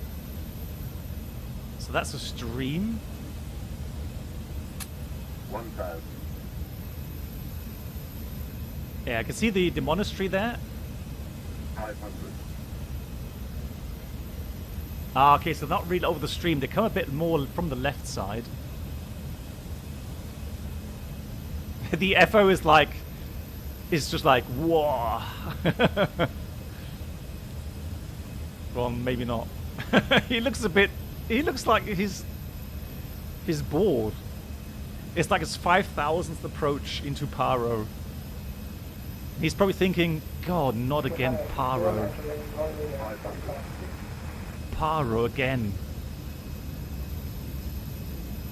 So there we go. So that's the houses I was aiming for as well. I came right over those, and they are like 500. just a little bit left of those. Yeah, the APU is on, and they've got the APU bleed on. So packs are on. Right, let's have a look. Sync rate. Look at that sync rate. It's amber. You see?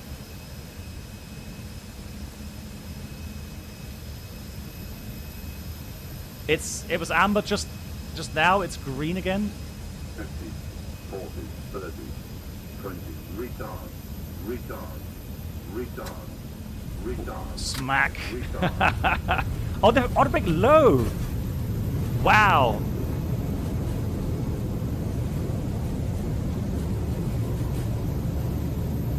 Now that's how pros do it. There we go. Oh, it's piped.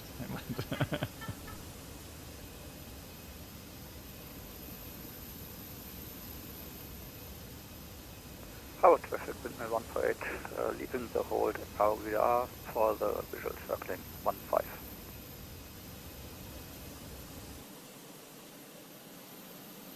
Right.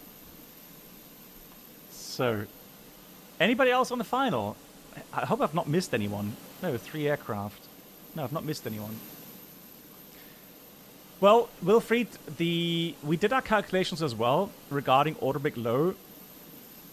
And yeah, SimCaesar, I agree. Again, it's never been that close to the real. Exactly, Bruno is correct. So the packs go on high flow if they are using APU bleed, yeah. That is correct.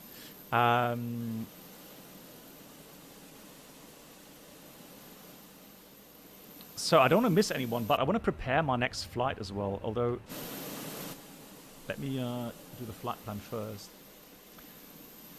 So we are returning to Kathmandu.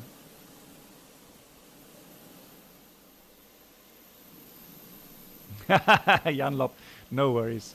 But, Jan, that was you then, the landing after me. That looked actually not bad, to be honest. That looked pretty good.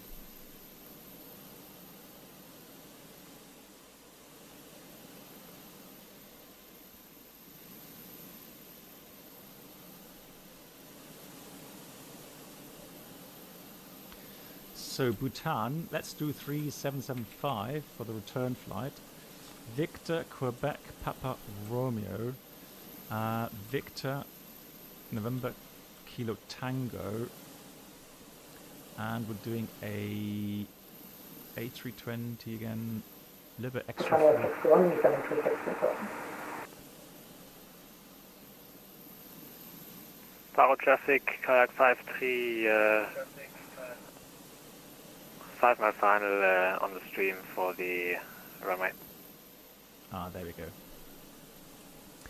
So, guys, for me, for the return flight, this is what I've got. So, Paro VOR, Takti, Zupsu, Tumli, and then to Kimti, and then the arrival.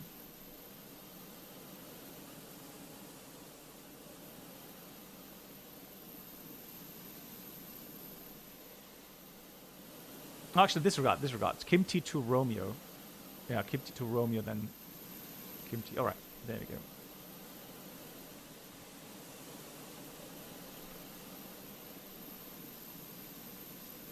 I'm only going to take 120 passengers because I don't know. I don't know if it's any 125 will do. If it's wise to take more than that.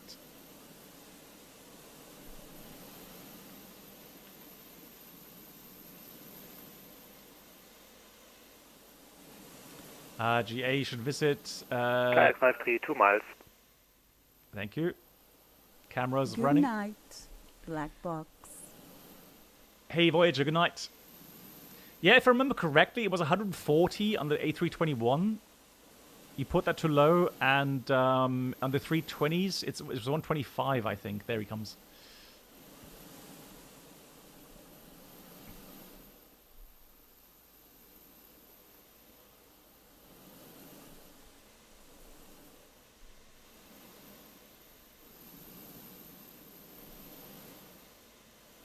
Ooh, come on.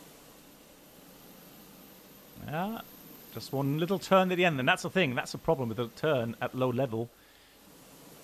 But, yeah, good job, good job. Come on. Little end correction. Yeah, I'm not sure. He probably has a different, scenery. I've seen it before. That Yes, I do. Yeah, there we go. So he has a different scenery, so that's why. Let's do port. Voyager, yeah, take care to you. Good night. Why is that car on the runway? Guys, car on the runway, abort.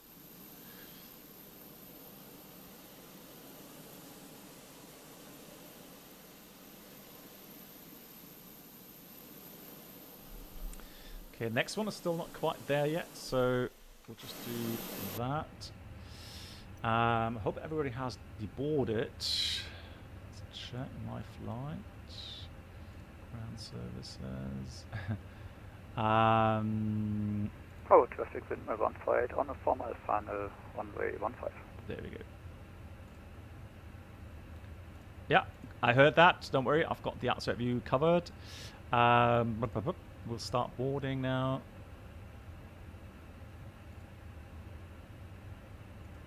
Hold on, my flight. For next flight, there we go. What time is it? So let's do 0255. Perfect, and then we'll do start Load aircraft. 7 minutes fast. There we go.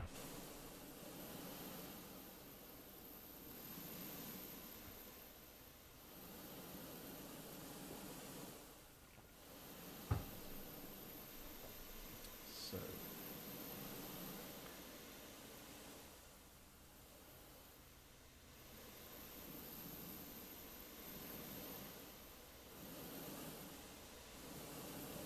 And there he comes. Right. Looking all right. A little bit overshoot. He needs to ascend. Come on. Yeah, there he is. And... Paro traffic, Bhutan 61, leaving the holding for the check-in. It looks like a go around. Yeah, he's going around. Oh, traffic wind, my 15 going around. There we go. Good call.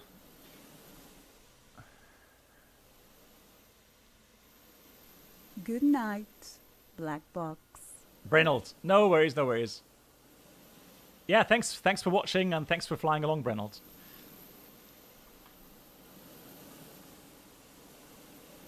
Yeah, I'm really looking forward to the approach into Kathmandu. We always only done the flight from Kathmandu to Paro. We've never done the return flight. And I do want to do the that RP approach there. So how many aircraft still inbound to Paro at the moment? I'm entering the check-in now. Okay, and the windmill that just went around, so 2 aircraft, correct? Correct. Okay, there we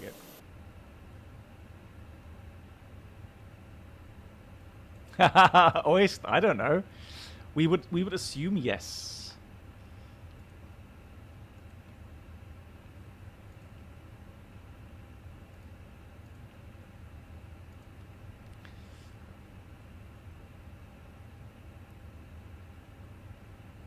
There we go.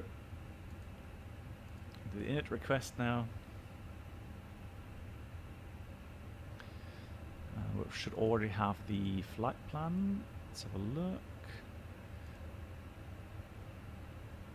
Let's refresh. Import.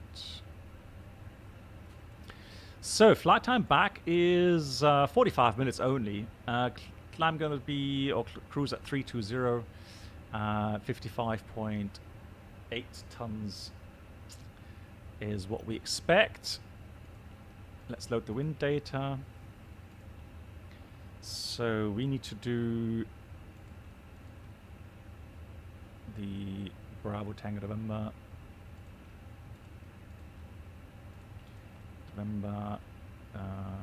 3775. Cost index 7.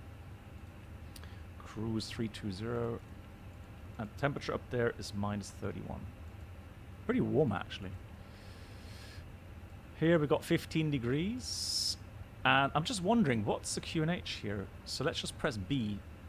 Okay, so in case you're using Microsoft Live Weather, QNH apparently is 1009.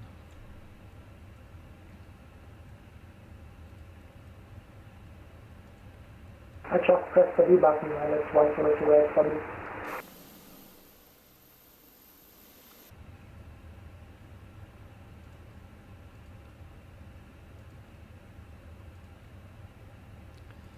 So that's 55.8.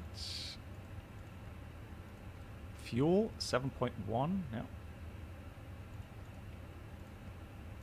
And alternate fuel is 2.6. Good God. There we go. Now we're just going to depart a runway departure. There's no departure routes, so we'll do 15 and no SID. And we're just going to go after liftoff. We're going to follow the valley visually and go to Paro, climb up to at least 16,000, then to the next waypoint, and so on. So for the approach,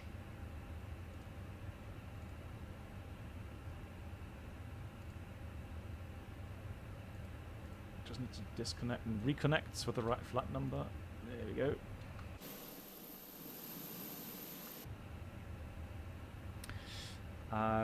For the approach, We'll do runway 02. So that's going to be the...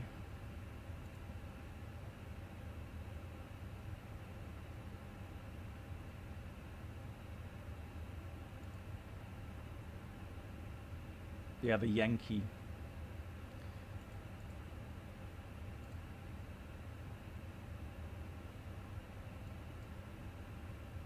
We're going to fly this via the Egris. Yeah, via Egris.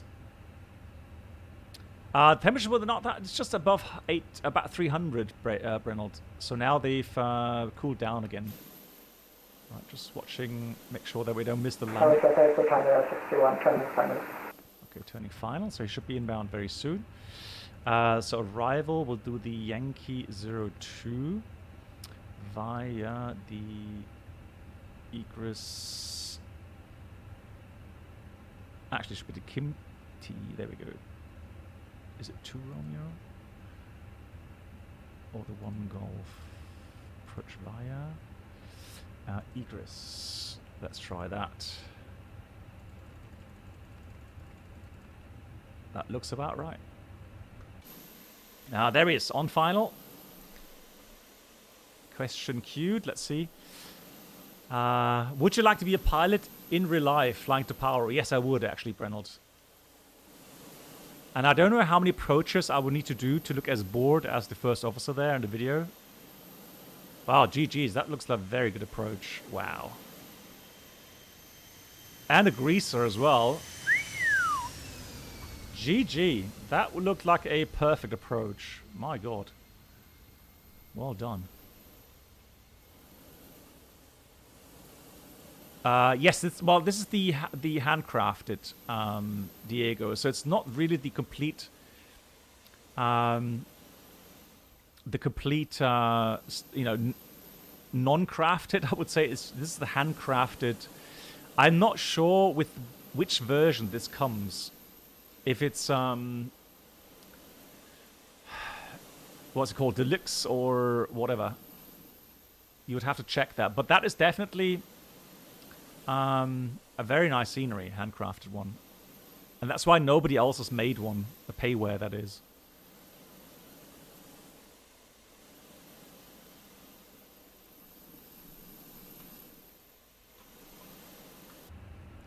Good. We're waiting for the last friend to land. No doubt there's going to be 2 Toga again. Not going to mess about with these things, so we'll do 8. Actually, let's do 8 here and 8 with 10-3. Yeah, we're trying to get as much altitude as quickly as possible.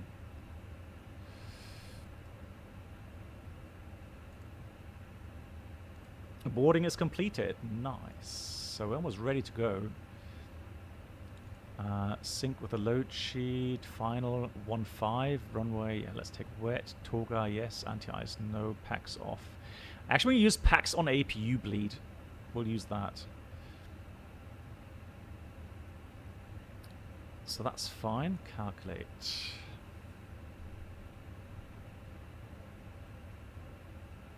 Yeah.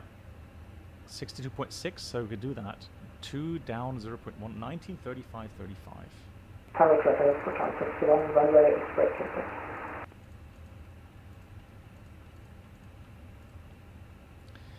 Toga, full length, runway 15. Alright. Just to take Paro VOR in here. There you go. Secondary copy active. Well, to be honest, I think... I don't know. I don't know if we would return here or not. But then again, if the aircraft would be on fire, we would have no option, would we? So... in this case, I'll probably just do a straight in 3-3. Visual. Good.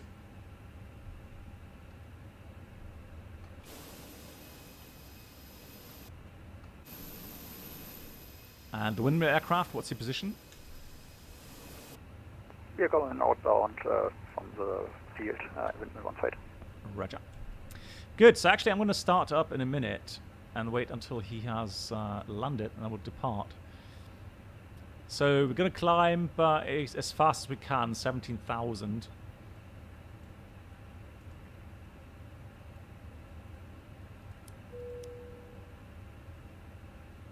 Get rid of the ground power now. Brakes are set. Hey, Eternal, glad you enjoyed it. Yeah, it's a thrilling approach, isn't it? It really is. Good. Before start checklist, cockpit prep completed. Signs are on and auto. Fuel quantity is 7,100 kilograms. And altimeter 1009, 7,280 feet. Check 3 times. Windows, doors closed.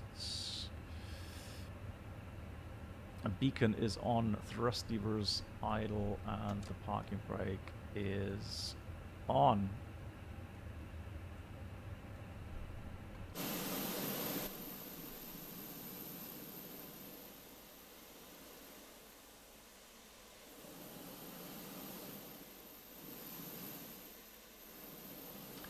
Oh, no tug available. Okay. So we just do a pushback without tug here. No problem though. Magic pushback.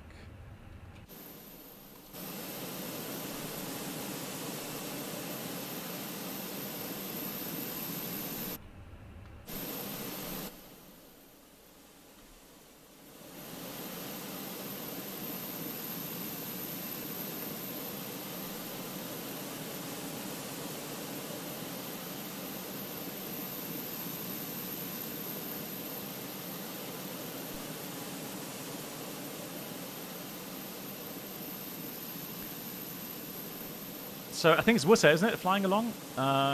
So you can just simply taxi straight into the stand here on the second taxiway.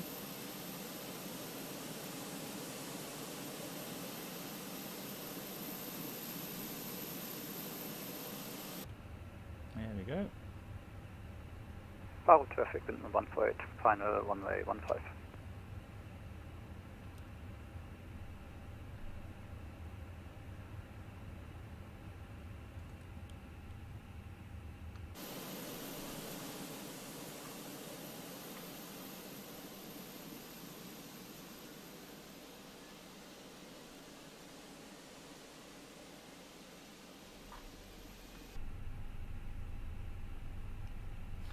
Don't scratch my paint. Hey, I'm a pro pilot. I don't scratch paint.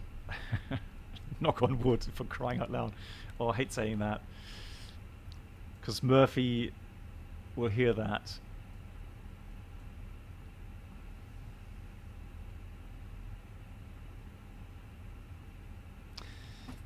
Yeah, that's a problem. I think, like I said, I think we are missing some very important infos regarding the official approach procedures. There it comes again.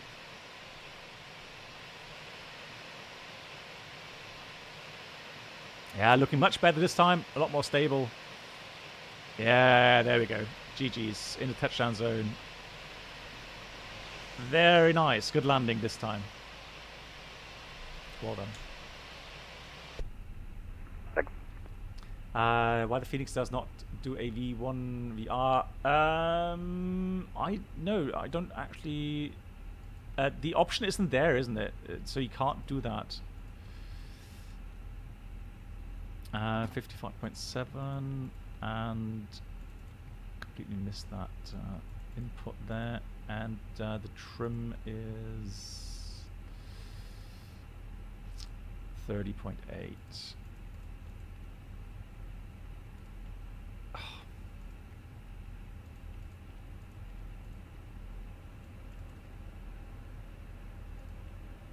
Good night, Black Box. Eagle Motion, thank you so much. Good night to you. Glad you enjoyed them. Thanks for joining. See you tomorrow. There we go. So 28.9, round about there. That was down. 0.1. There you go. Good, good, good. So flaps coming to. That goes on. Good, and flight controls up, down, neutral, left, right, neutral, rudder, full left, full right, neutral. Let's see where our friend is, taxing back. After start checklist, anti-ice is off, not required. Ecom status, check trim is at 28.9, I think it was. 20.9 set and 0. Paro traffic, Bhutan 3775 taxiing runway 15 in Paro.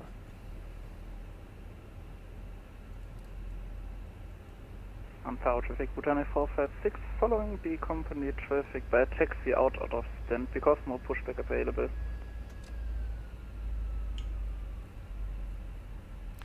And Paro traffic, Bhutan 3775, lining up backtracking runway 15 in Paro.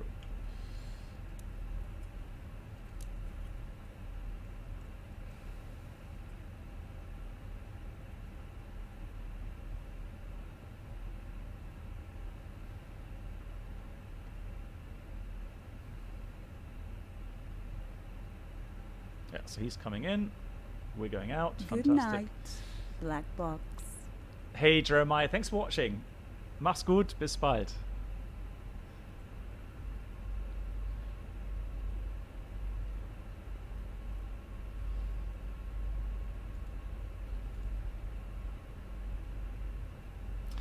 Yeah, it all depends on, I know it's still very sensitive, yeah.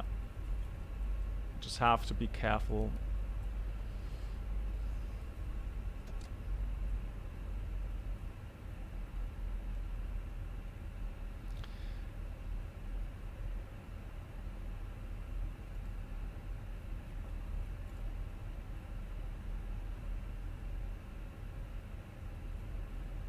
So we'll depart as quickly as we can, climb as high as we can.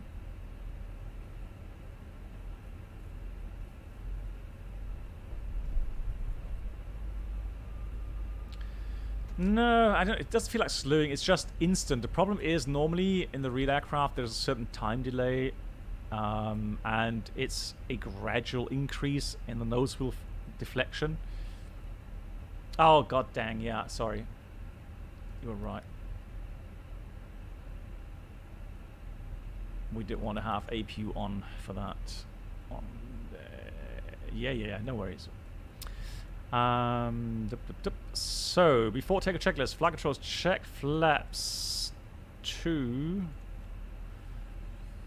Speed flex 119, 135, 135. Flex is Toga power actually.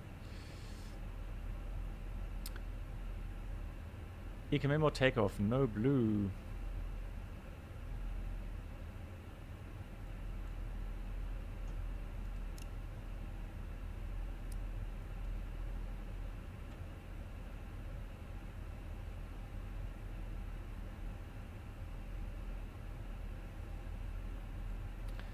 There we go. APU bleed is on.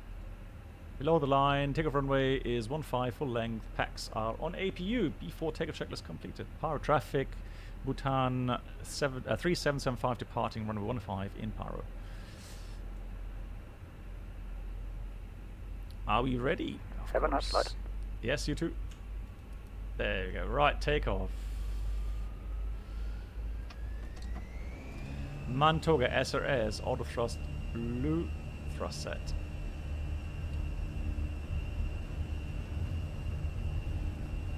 And Paro traffic, Bhutan 456, diamond up and backtrack runway 15.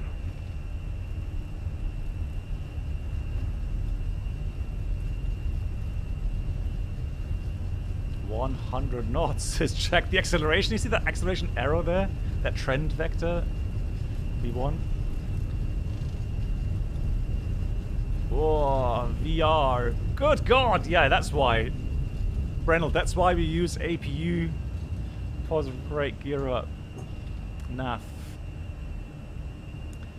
That's why we use stabilizer motion. The APU. Gonna stay in the valley here.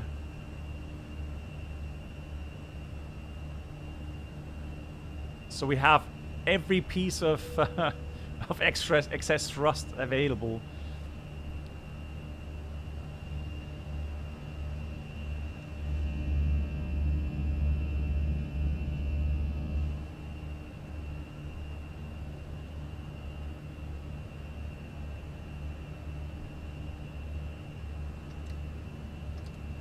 Thrust climb, open climb, out blue. Auto thrust.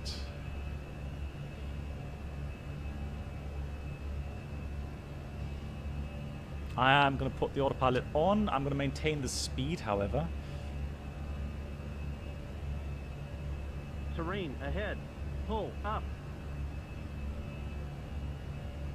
Bit of turbulence. Yeah, we're going to stay in the valley here until we reach at least 60 or 15,000. And again, we're going to maintain the flat config. Ahead. Pull up. Terrain ahead. Pull up. Yes. Ahead. To be honest, engine failure here, Alpha, I don't know how they do it. I don't know Terrain ahead. what the max takeoff performance would be. Paro traffic, Bhutan 456, taking off on runway 5. And then, of course, you have the, you know, the special procedures for engine out here in the valley. Ahead. Pull up. So it's a visual procedure. Yeah, I don't know how they do it, to be honest. Ahead. Pull up. Terrain ahead. Pull up. Terrain ahead. Pull up. Yeah, 319 with lots of engine power, I guess. Terrain ahead. Pull up.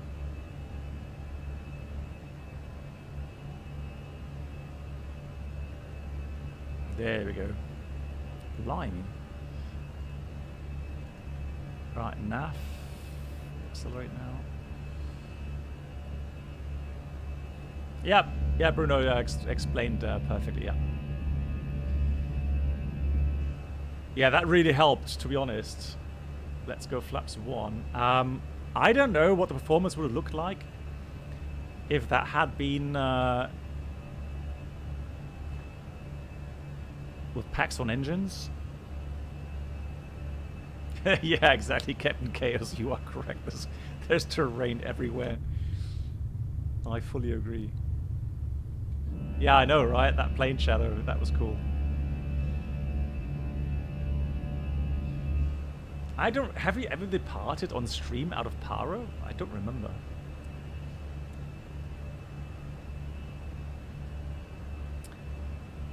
The Thrustmaster, Diego, flap 0. Speed is checked, flap 0. Yeah, we'll climb 320 immediately now. So 320. Good, so the flaps are up.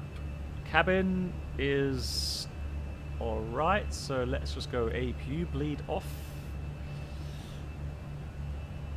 Let's check for the bleeds. Opening, packs are regulating, pressure looks good. APU off. All the lights off. Seatbelts off.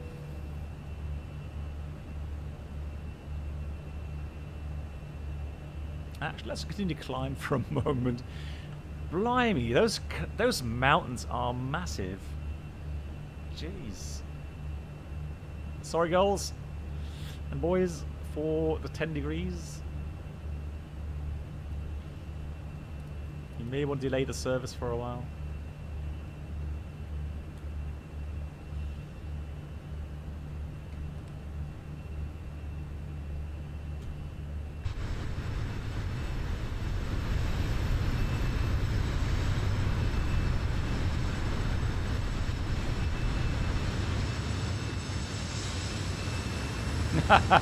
They look like volcano outbreak. Yeah, you're right. It look a bit drastic. think we should be alright now. That was definitely an interesting departure. Good God. So, Atsu... receive messages... That's alright. That's alright. Good. Alright. Cabin looking good as well. Fantastic.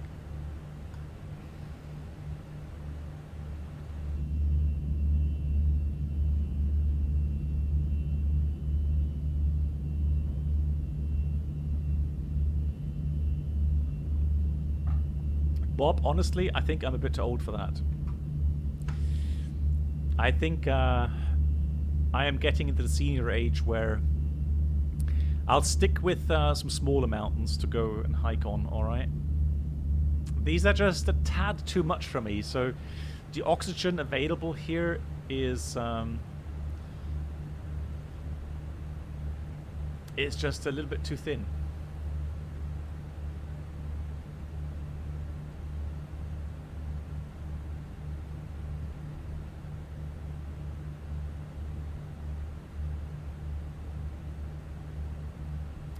Here comes transition, standard.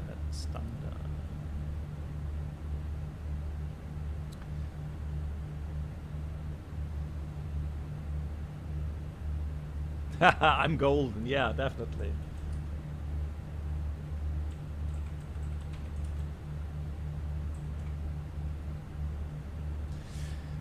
Right, questions? Let's check questions. What does AOC stand for? Aircraft Operator Certificate, I think. Or control? Oh, you mean the menu? Okay, so yeah, the menu, it means what Bruno just wrote there. Airline Operational Control.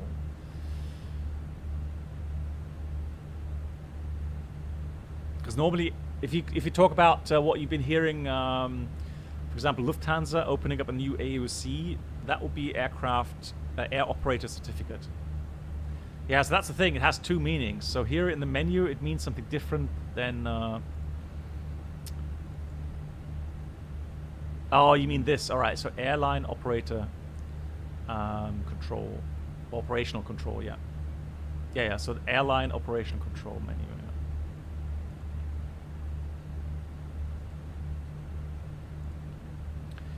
Good.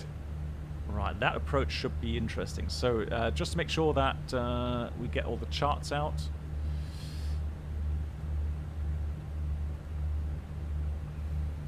So, Bob, I don't know. It's one of those things a lot of people have completely lost faith in, and yeah, I don't know.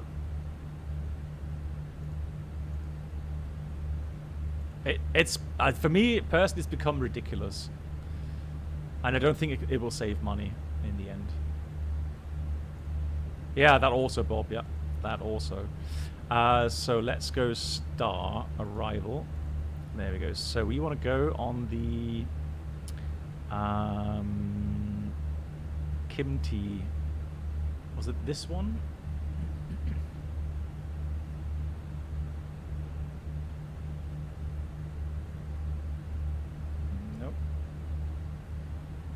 So it's going to be the 1 Golf, it seems. Yeah, Kimti 1 Golf. There we go.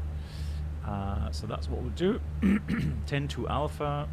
Save that. And then for the approach, we'll use the via egress. So this approach, sorry, this approach is again something I'd be interested to see how that works out here in the FENIX. So we're going to go via egress. So here it's going to be 11.8 minimum, 11.8. We come down to 7.9 at Zama. Then we've got 554 at 7.5. Elevation is 444. So quite How do you do to Paro and fly for Duke? Reynolds, I don't think my wife would appreciate that. I don't think she would be happy with that. 4630.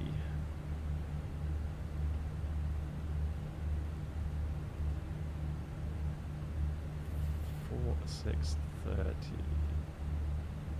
Right. Good. Let's get the weather real quickly.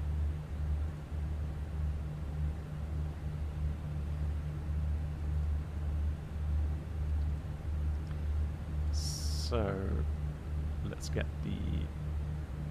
Oh, it's just tough. Where's the METAR?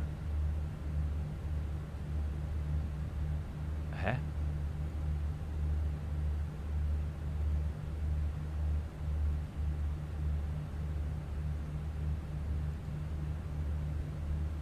View METAR. There we go. So 5 kilometers, a bit misty, few thousand, 2.5 CB, scattered 3,000, 22. CB to southwest and northeast, good lord. Okay, so that would be quite daunting in real life. Having to go into that kind of weather.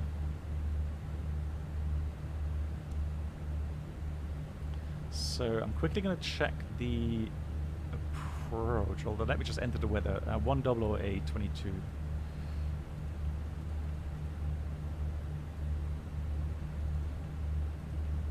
22 and variable 2 knots, that's fine.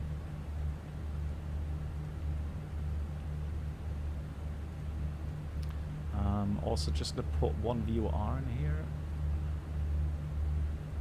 Yeah, Bob, I just hope they get that implemented very quickly.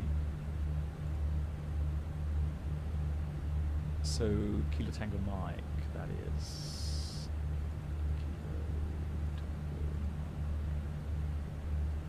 Cool. Good. Good. And for performance. And let's just check the scenery here for a second.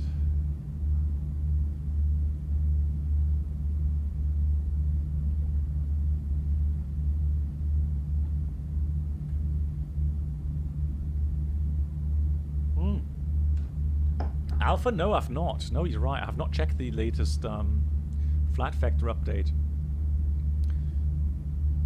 I don't know. Bruno, have you heard anything regarding any fixes?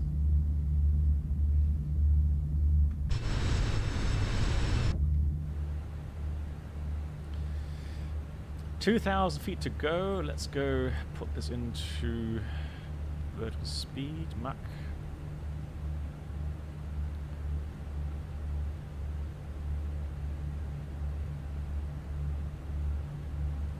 Let's go on landing, performance, runway 02. Let's put good medium, apply METAR. Medium auto brake is fine. What be low? Let's go medium though. Flat fall, all thrust on. No, all thrust off. Cool.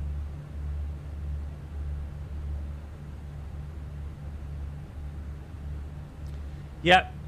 So tomorrow we'll do a shared flight with Mark. So Malindley, he doesn't have. Man, he's just every day he's like, oh, please, can we do the shared flight in the 747-200? Man, I just, you know how much I love the 747-200. And let's get Ted on board as well. The best flight engineer you can have. Yeah, so I said, yeah, hold on. You just make sure that everything's running smoothly. And he said, forget about that. Let's do it. Yeah. So, yeah, tomorrow, a big day finally. Oh, yes, he is. And our good friend Ted Barker has been learning a lot of stuff as a flight engineer. So he's definitely looking forward to it as well.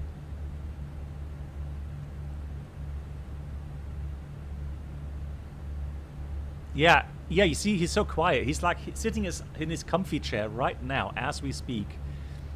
He's learning the manuals. That's how motivated. That is how yeah, how devoted he is. Yeah, I mean, we've got one more. Oh, there he is. He's just woken up out of a comfy chair. I don't know how you live with myself. Well, actually, not too bad. Not too bad.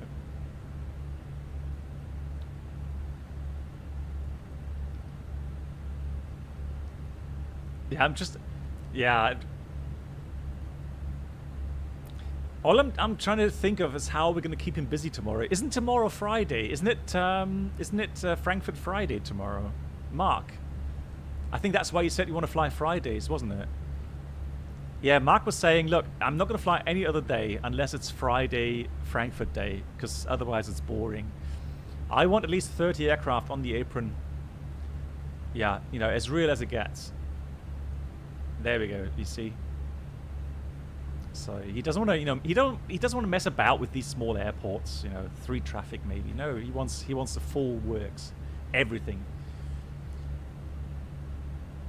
Yes, of course. So Marcus on the comms tomorrow. Yeah. Because I'll be busy hand flying the aircraft. Ted is going to be busy trying not to get a fuel discrepancy. Yeah, Amsterdam. Yeah, Amsterdam only has 25 aircraft an hour, so yeah. It has to be Frankfurt. He's so looking forward to that. Baby airport. Oh god. Oh, sorry, Danny. No, hang on. Danny, what did you write? Danny, you said. Hang on. Where was that? Hold on. Oh yeah. Okay. So you're never flying into Paro again. I started to approach about the same time as you. Well, just landed. Had to do 2 go-rounds, and the 3rd time I just messed it down. Okay, Danny, I didn't realize you're still flying. I'm sorry. I thought everyone was down. No, Danny, so it's all a matter of practice.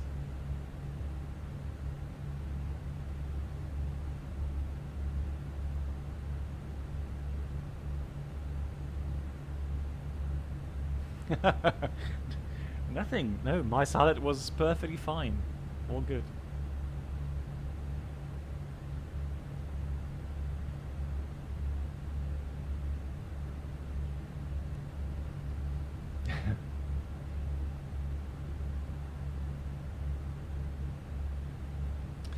Oh, Alpha, I'm sure that yeah, we'll keep everyone busy on board tomorrow. So I you know what? I don't even think we have to actually stage anything. I think just the mere fact that us 3 are flying in the 747-200 will make you know, perfect groundworks for total chaos. I don't expect the flight to go completely smoothly. That's why we're called the Wrong Brothers.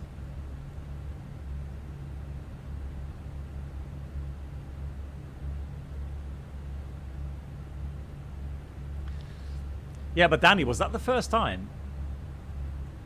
It's been on YouTube, all fine. So tomorrow, YouTube, and I think, I'm not sure, we may start maybe an hour later. I need to check with, hang on, let me just check with Ted. What time we can start.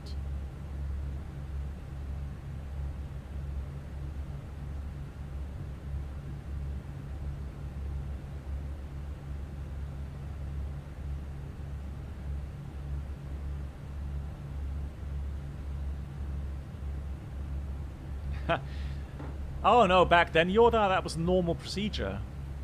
Back then you could smoke, no problem. And you know what, I actually may get my own pipe. But don't tell my wife. I have to open a window here. Yeah, you know. 747-200 Captain. Wise men, they smoke pipes, right?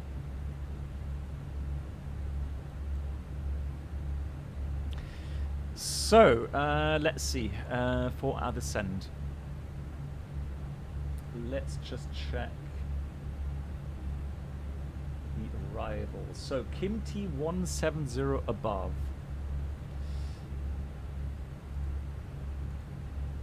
Yeah, 170 above.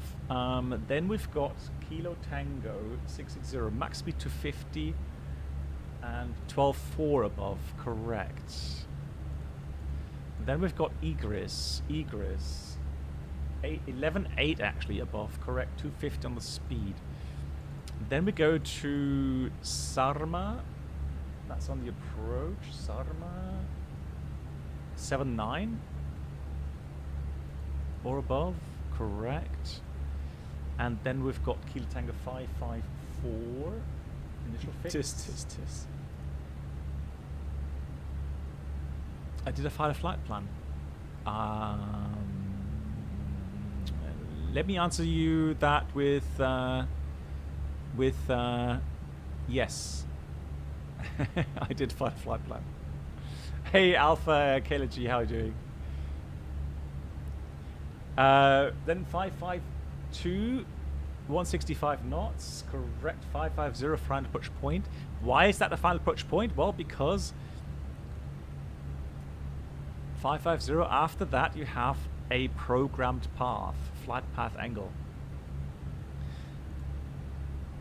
And then all the way down to...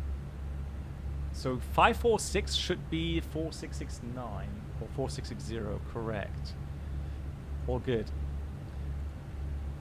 All right, we've done everything.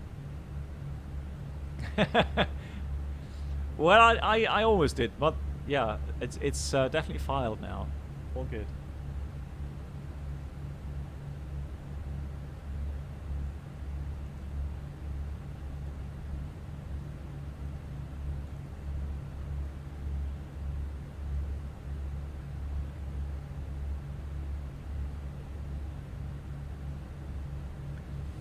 Well, that's the important part. That Danny, that you enjoyed, that's the important part.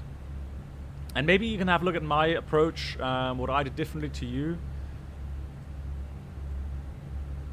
Yeah, the important thing is the track mileage to the runway, and make sure that, you know, you keep those gates like 3 miles out, 1,000 feet or 900 feet above the ground, above the airport elevation, 1 mile out, about 300 feet above the airport elevation, and so on. That really helps.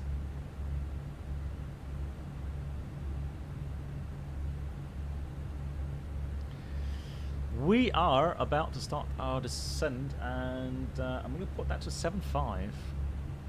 Oops, 7.5 for the final approach altitude. Down we go, managed, descent up blue, 7.5, and transition should be in about 15,000 feet. Let's have a look here. Yeah, let's do 150. 1008.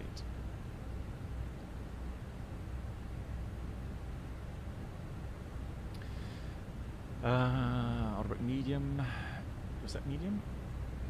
Medium. There we go. Medium.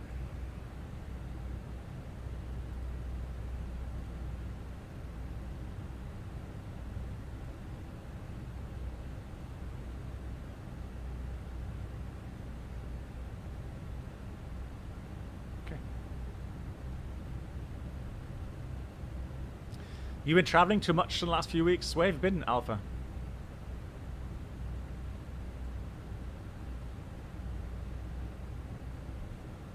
That terrain, though.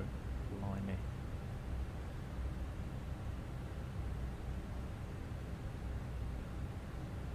What you mean? I did file a flight plan. They're lying. I did. Terrain level of detail was at 125, I think. Yeah, 125. USA, Switzerland, France. Wow. Okay, so I assume via plane.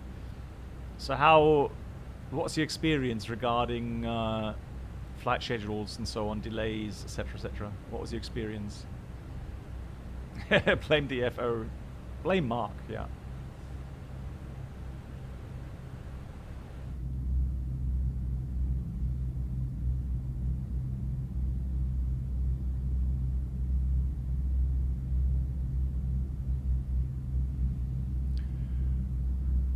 So what, the schedules are pretty good in the US? So what, pretty much on time again? GG. Here in Europe, they're terrible.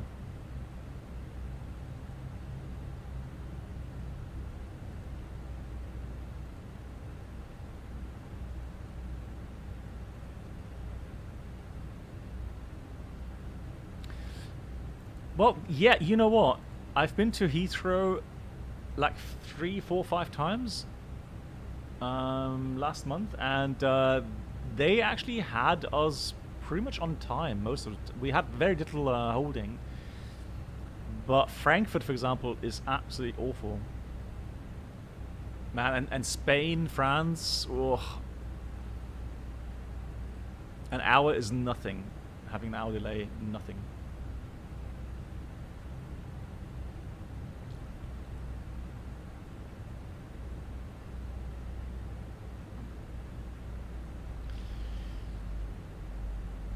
Good. We are in a nice descent here.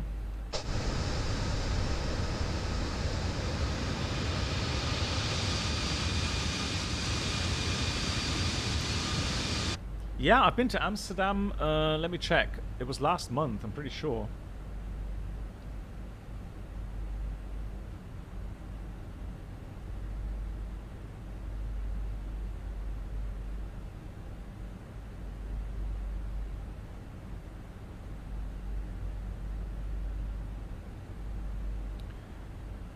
Amsterdam, where are you?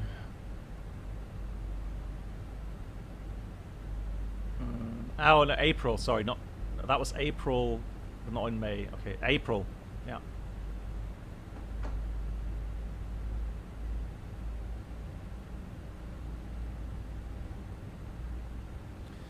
So I actually had a little late Frankfurt. Okay, GG's. Yeah, I can only quote from my own experience. I've had everything. I've been, you know, on time. Rarely, but yeah, it happened. But I mean, I had delays up to 2 hours, and I had some really weird things happen, you know, with ferry flights. Yeah, because we're so late. Yeah, Marcus, we saw that on news, right? Amsterdam, so Yoda was reporting that. Amsterdam, absolutely crazy. Frankfurt. I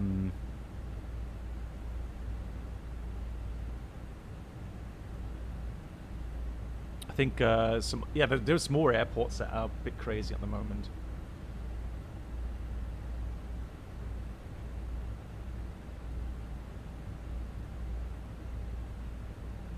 Yeah, Düsseldorf. Okay, yeah, Düsseldorf is also crazy here in Germany. Dublin, okay. Dublin. Yeah, like I said, there's so many airports having issues. Remaining flight time is... oh, 15, 16 minutes. All right, let's put the signs on.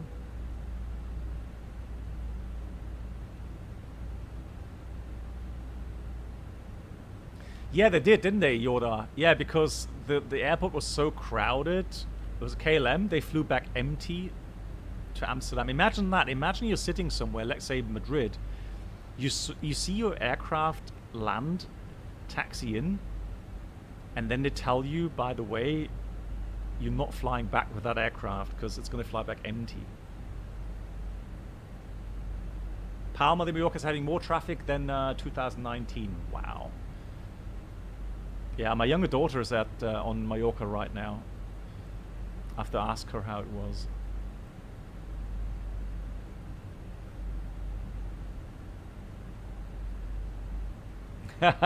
He in Dresden have to see more than 4 planes a day. There we go.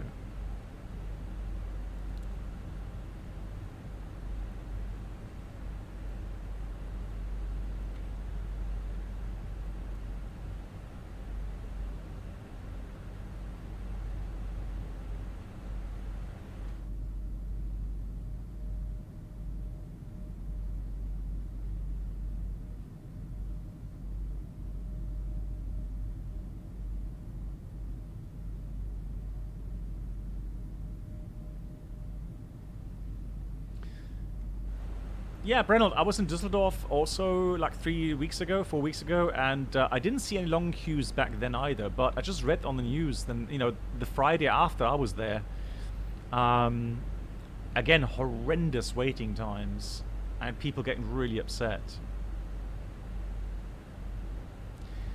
We've had cases in Frankfurt where the check-in staff had to call police because passengers were getting so upset, so aggressive. Oh, really? Oh, hang on, let me just check. In which channel? Off topic or? Yeah, no.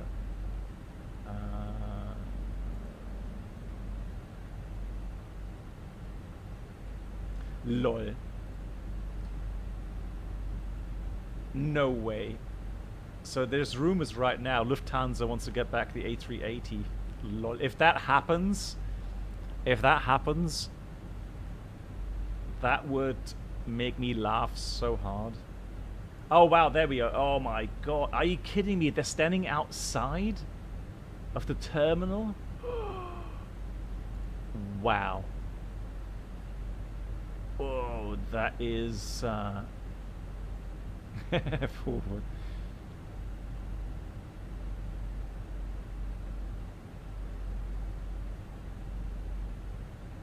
Yeah, that looks bad. Arthur Biko, I don't know if that's a solution. The problem is, Arthur Biko, at the moment, deliveries of certain aircraft types like 777, 787 are just, you know, just way too long. So I don't know, maybe they see themselves forced to actually use that. You got upset in Trieste. The organization there was really bad. Was it really? Okay. Well, Arthur, because the problem is right now, especially towards the US, the traffic numbers are so high.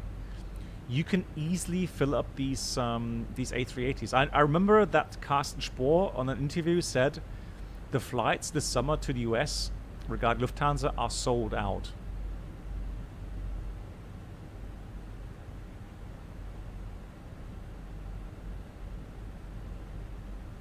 Yeah, that's true. They did. Hang on, Alpha, didn't they do that? Or was it A350? It was an A350 out of Munich. I'm not sure if it was... It was a 747, wasn't it? Out of Frankfurt. I think they did. Alpha.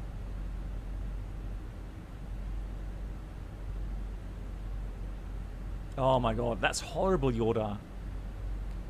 You know what, Yoda? I would not do that. I would just say, you know what? Forget it. I'm not going on holiday then. I'm just gonna go home.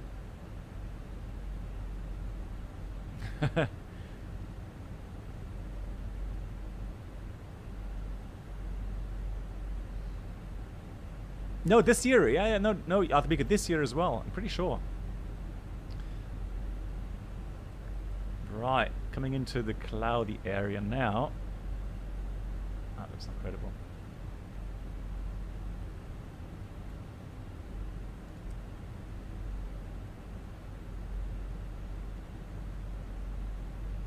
I can imagine your die, yeah. There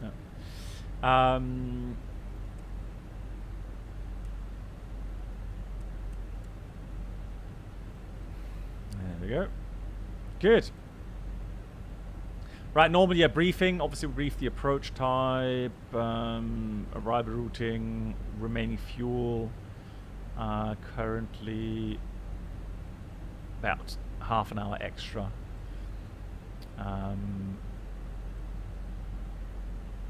Approach itself is going to be RNF Yankee 02. Minimums is 4630. Taxi is after landing, vacate to the left, Foxtrot or Bravo, taxi back to the apron. And the minimums, yeah, we'll debrief that. Missed approach, according to the waypoints, we climb up to 10,500 via RMP, via Daphne. Oh, Dunphy, sorry, Dunphy.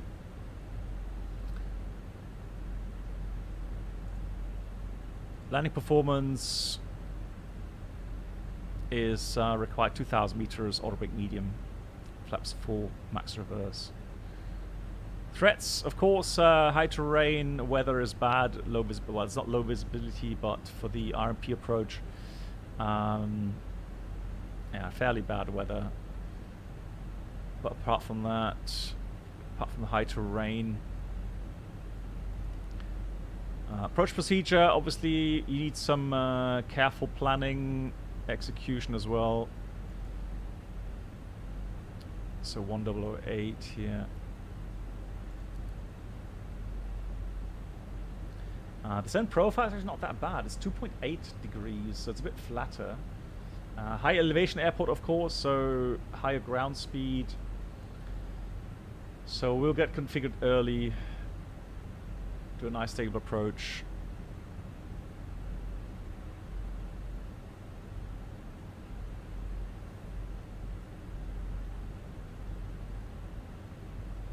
Oh yeah, I'm at Brendel. That's the thing. That's how I was worried about your trip as well, because it can happen so quickly.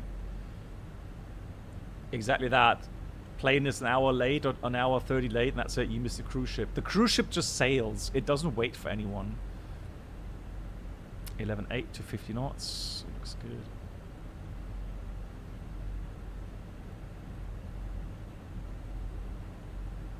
Done all that. Temperature's good. No need for engine anti-ice. Right. Yeah, oh, that's the thing. That's what my wife and me said. So maybe when I have holiday, end of November, beginning of December, and I'm, well, if I'm not transitioning, that is, to another aircraft, then I might consider flying away. Maybe, I don't know, Canaries or something. But otherwise, no. City trip to Bremen this year. GG's. Oh dear.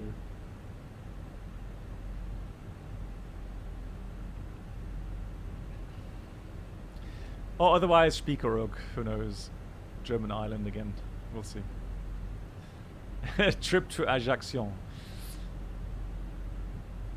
Who knows? I don't know. Yeah. How does the sightseeing that you use feel the real? Well, it's not exactly like the realistic, but at least I have a feeling that the force feedback is somewhat a little bit stronger than the other joysticks normally have. So I don't know. It's not perfect by any means, but it's better than the others in my opinion.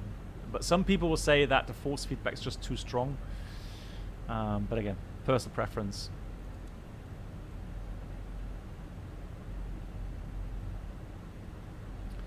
Good, 10,000 feet.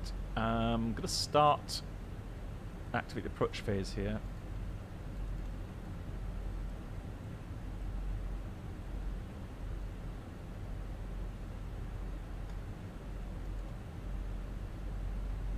Start slowing the aircraft. Oh, hang on. Oh no, 7.9, 7.5. Oh my god, I completely messed up the. No, hang on. Disregard. I have not. Where's the other waypoint? Oh no. Okay, so we need to be 550 there. Flaps 1. I was just thought I missed the final approach point, but no. So the final approach point is 550 there. That's the final approach point.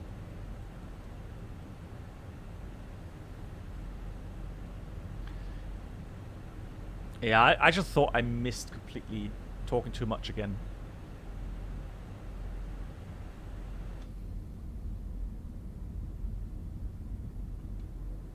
Yuck. Flaps 2. And we need to be at 7.5 at that final approach point. So that out there is mandatory, 7.5. Even says that on the chart.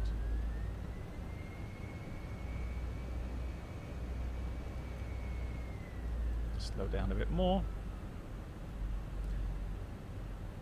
And again, we activate the approach mode, so we press the approach button when the final approach point is the 2 waypoint. So when 550 is the 2 waypoint, so once that becomes white, then we can press the approach button, not earlier.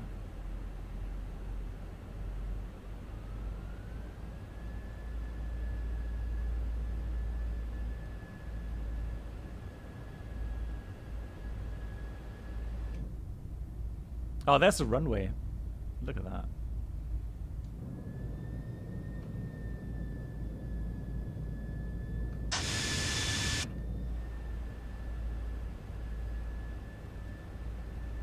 Yeah, exactly. You want to make me mad? Caller in flight, how are you doing? I know it's late. Yeah, you're right. Right, I'm just going to put that to vertical speed. I just make sure that we hit that 7.5.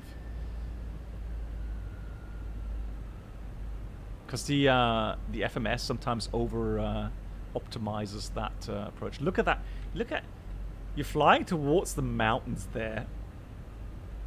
How crazy is that? Good, so there we go. Right.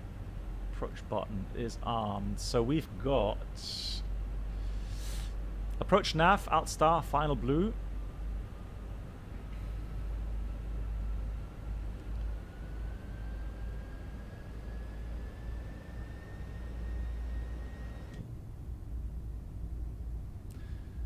Yeah, so either I get emails, Bob, or yeah, it's in the commentary.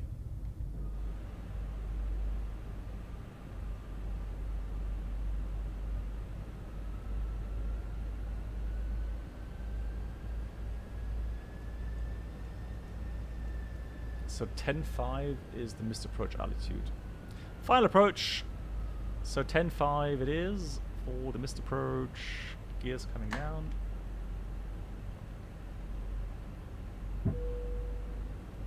Bob, okay. You tell him off then.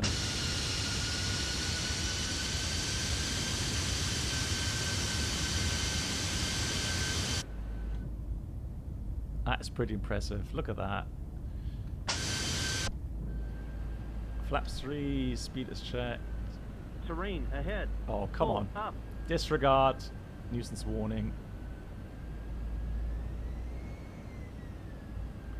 And flaps full, speed check, flaps full. Alright, so 2,500 checked. So 0.3, good accuracy. Oh, I didn't put that, what was it, 0.2 in there. 5 miles. Look how beautiful. Ahead. Pull up. Will you just be quiet, please? Right, there we go. Yeah, now the visibility is getting worse.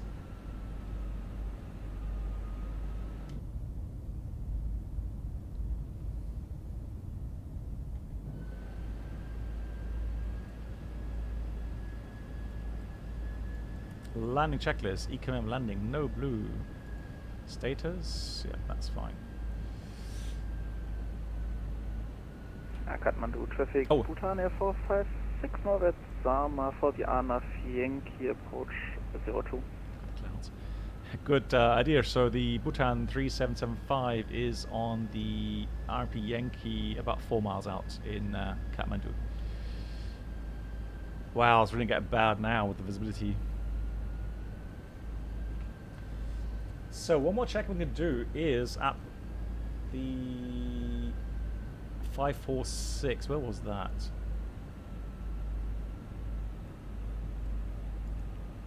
Yeah, there we go. So 4663. Yeah. 3 miles to go, 1,000 feet. Looks alright to me. So, progress. We've got 3.5 miles, 1,000 feet above the ground. Looks where it should be. Good God, that visibility. Well, that's an interesting approach as well. I can't see anything at the moment. At least not the runway. I can see the ground, but I can't see the runway anywhere. Wow, that is actually a cool approach.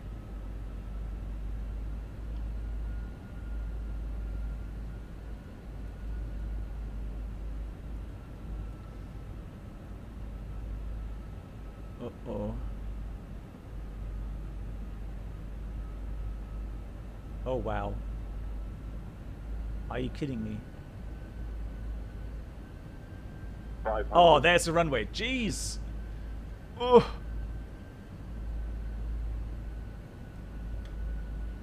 Hundred above.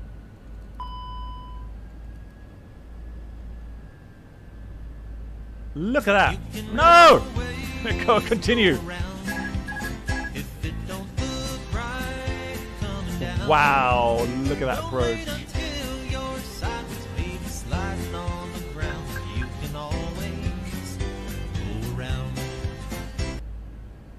Whoa. 100.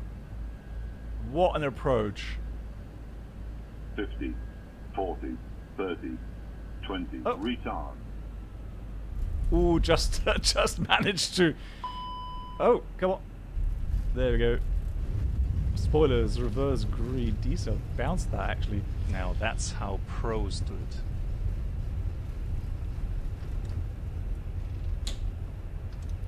Wow. Be cool landing. Come on. I was so fascinated by the visibility. It's from, hang on, table mount. I can give you the monster tech, sorry. No, it says, no, that was not too bad.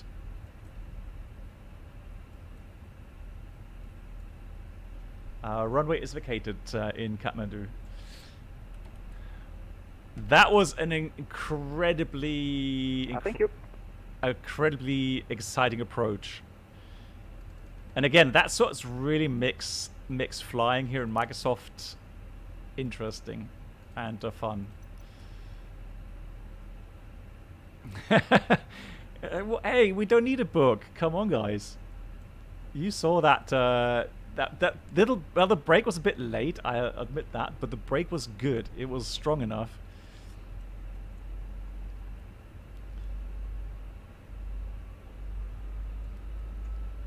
It was a compliment. Okay, that's this. It looks to me like the visibility has become worse now, and traffic on final. Be aware that visibility seems to be getting worse at the moment. Black box. Thank you, Bhutan 456. We're now on the downwind runway 02. Lee, mach's gut. Vielen Dank fürs Zuschauen. Hope you're doing good, Lee.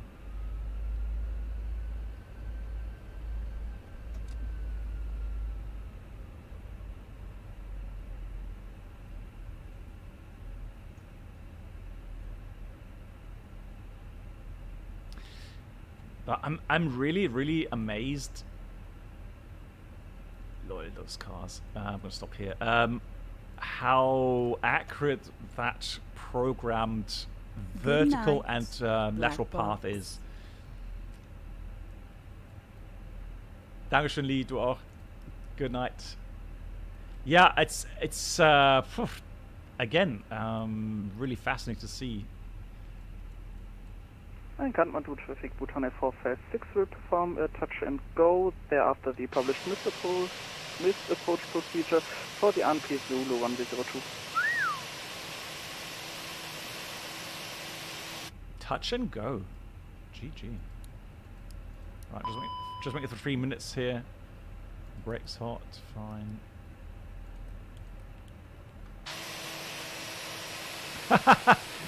He's trying to get up the hill there. What is this?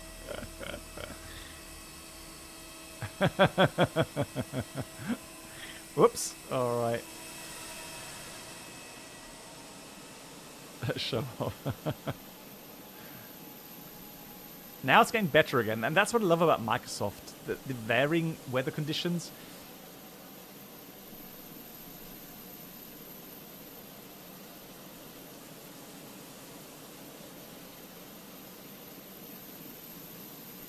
Good night. black box.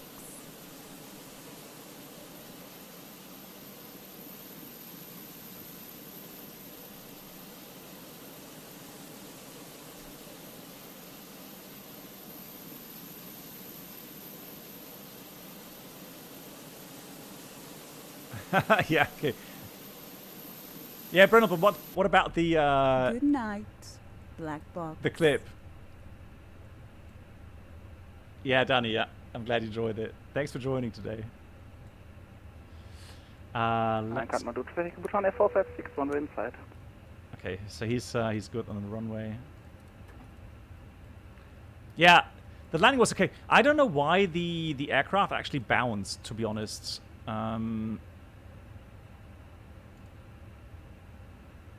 Because normally spoilers would come up, and it wasn't a hard landing, so I don't know why it actually did that.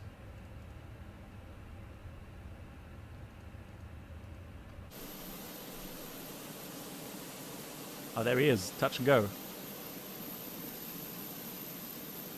Yeah, thanks, Brennald. I just see that, yeah, so the slippers and bare feet are not that sexy to watch on stream. I'm sorry, I apologize for that.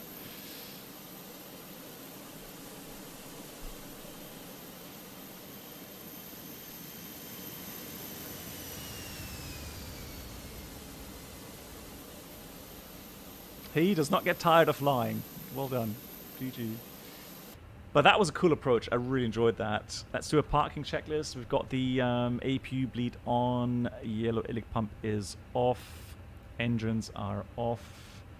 Seatbelts are off. Parking brake can go off, I think. No? Just make sure that the chocks are set. Yep, they are. So brakes released, off, and radar predictor wind shear is off.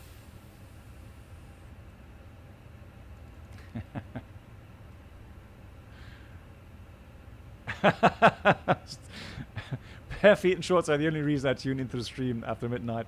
I have no interest in airplanes. Lord. Oh yeah, Diego. Yeah, it's kind of weird. It just seems as if this, I don't know, the spoiler deployment is a bit delayed or something. Yeah. Cool, guys. All right, my dear friends. Thank you so much to VKriz for his resubscription or new membership. Good